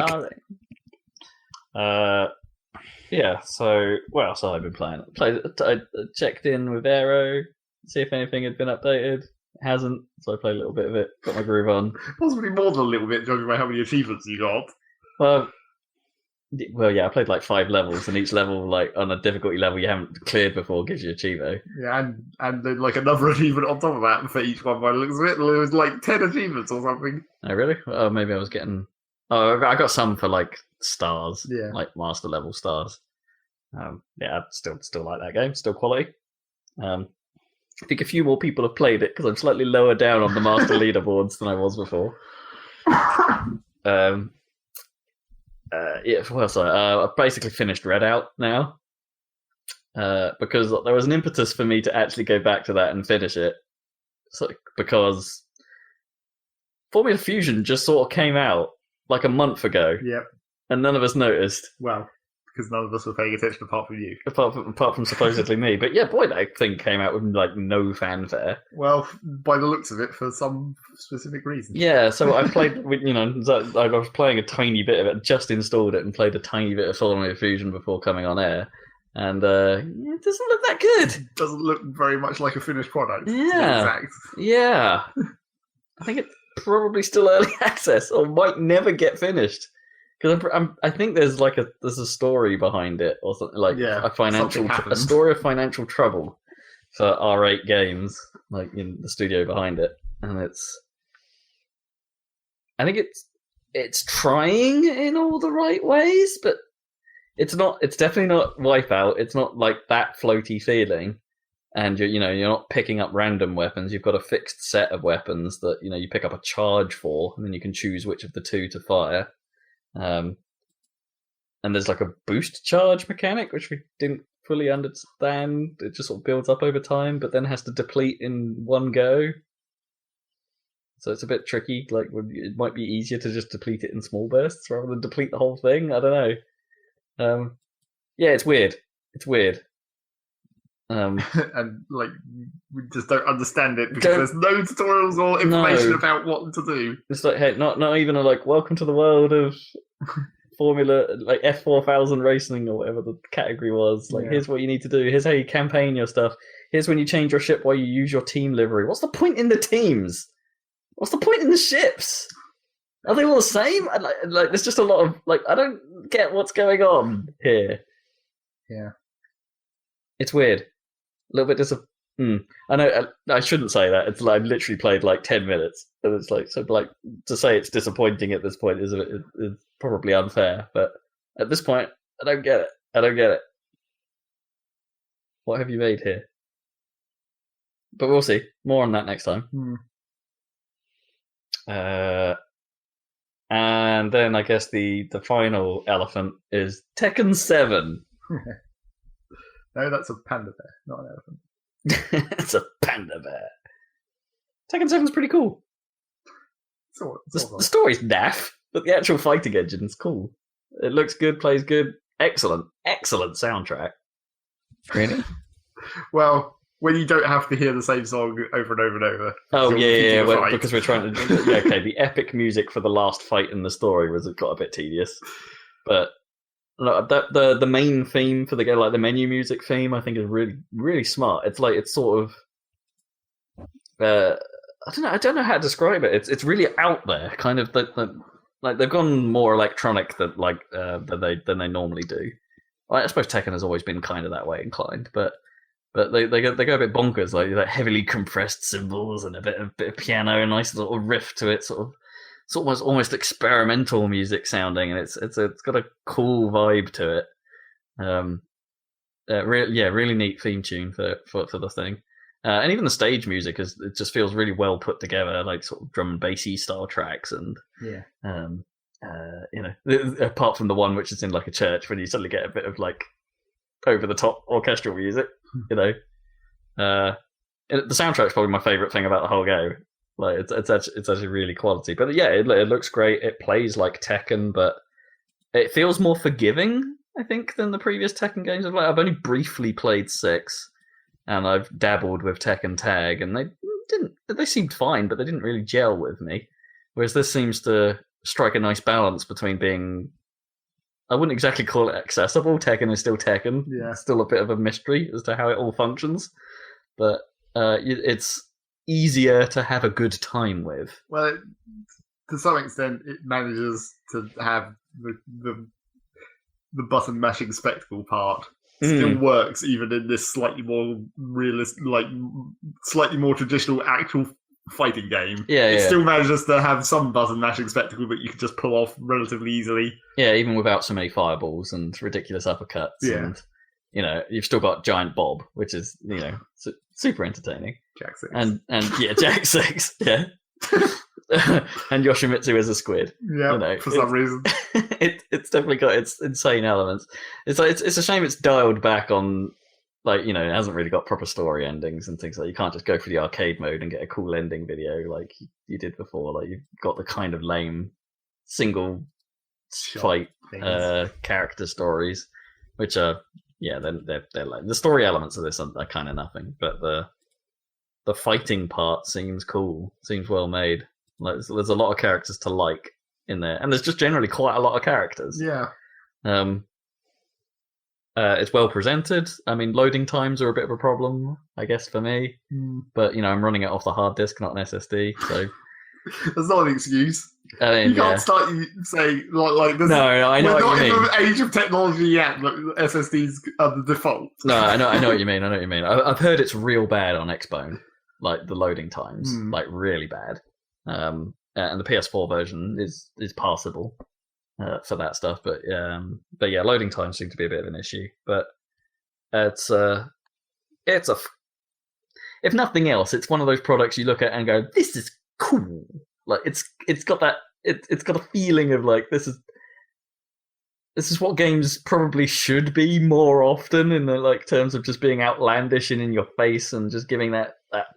There's a feeling to it that's just like, this is a thing. I kind of wish all fighting games had more of. I've never quite liked how Street Fighter does it. It's just a bit too Street Fighter comes across as a mess, right? Tekken comes across as they took that mess and refined it into a cohesive style. Into a cohesive mess. Yeah. A beautiful mess, if you will. Yeah, exactly. It's fun. Recommend.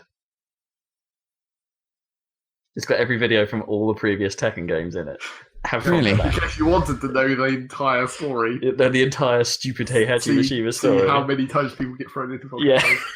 Yeah. And smirk at the camera. Yeah, it's all about volcanoes. At the end of the day, it pretty much is. That'll probably actually be the end of the Tekken story. Will just be some kind of geothermal energy plot. Yeah. Actually, all along was just trying to make geothermal energy. I just want to make clean energy for the planet, man, and learn a lot of martial arts. And also demons for some reason. And also demons. They come out of the volcano. The story really is rubbish in that game. It's a shame because it's so bad. It's not even presented well. You've got super reporter man who doesn't want to be there. He's like, you can see what they were trying to do with that. Yeah, where they were trying to be this is the outsider perspective. But then every bit of dialogue he delivers is like, I was really upset about losing my wife and daughter to the Mishima when they blew up my town for some reason. Because demons. Oh boy, this murder and fire it's really boring. I could totally kill Jin Kazama right now. You with me? Yeah. And the main storyline doesn't even cover probably 3/4 of the cast of that game are no part of the story. Yeah. Which is interesting in the way that they focused it. That's a thing. That they went that route. That's interesting. But I just don't think they did anything good with it. Yeah. Storylines are let down. But the actual fighting seems fun. I may invest more time. It'd be a nice sort of like throwaway thing. It's like, I've got a few minutes. I need you just punch some people in the face. Yeah, Tekken 7, real deal, on form. Listen to that soundtrack. I think that's me. I think I'm out. Cool. Taking your time with it. Tekken. They're not I taking heard the they mic. might be adding like Tekken Bowl back to it or something stupid. Oh, sweet. Make even more ridiculous dumb shit. Yeah. That's what you want. Tekken. Right, well, if that's you, Rob, I guess that's it for the podcast, just about. Yeah, and I'm assuming you're all Zelda all the time. as much Yeah, as possible. indeed. Whenever I get a chance. Looking forward to playing Mario Kart at some point. Whoop, whoop. Yeah, you should totally play that. Yeah. It's a good one. For sure. It might even be the best one, Yeah, for sure. with the Double possible Dash is exception rare. of Double Dash. Yeah. Double Dash is quality. It's clearly not Double Dash, though, is it? Well, I don't know, but now that like Mario Kart 8 Deluxe is kind of Double Dashy, sort of. Yeah. Now that you can hold 2 power-ups. Yeah, that's the thing. As soon as they brought the 2 power-ups in, I was like, well, why not just make it double dash? Fair. I mean, Baby Park's in the game. Yep. And now with 2 power-ups. Oh yeah, like the only thing that's missing is the ability to set it to like 99 laps or something. And then Yeah, so the real baby part. the real Baby Park. Cool. I think we're done here.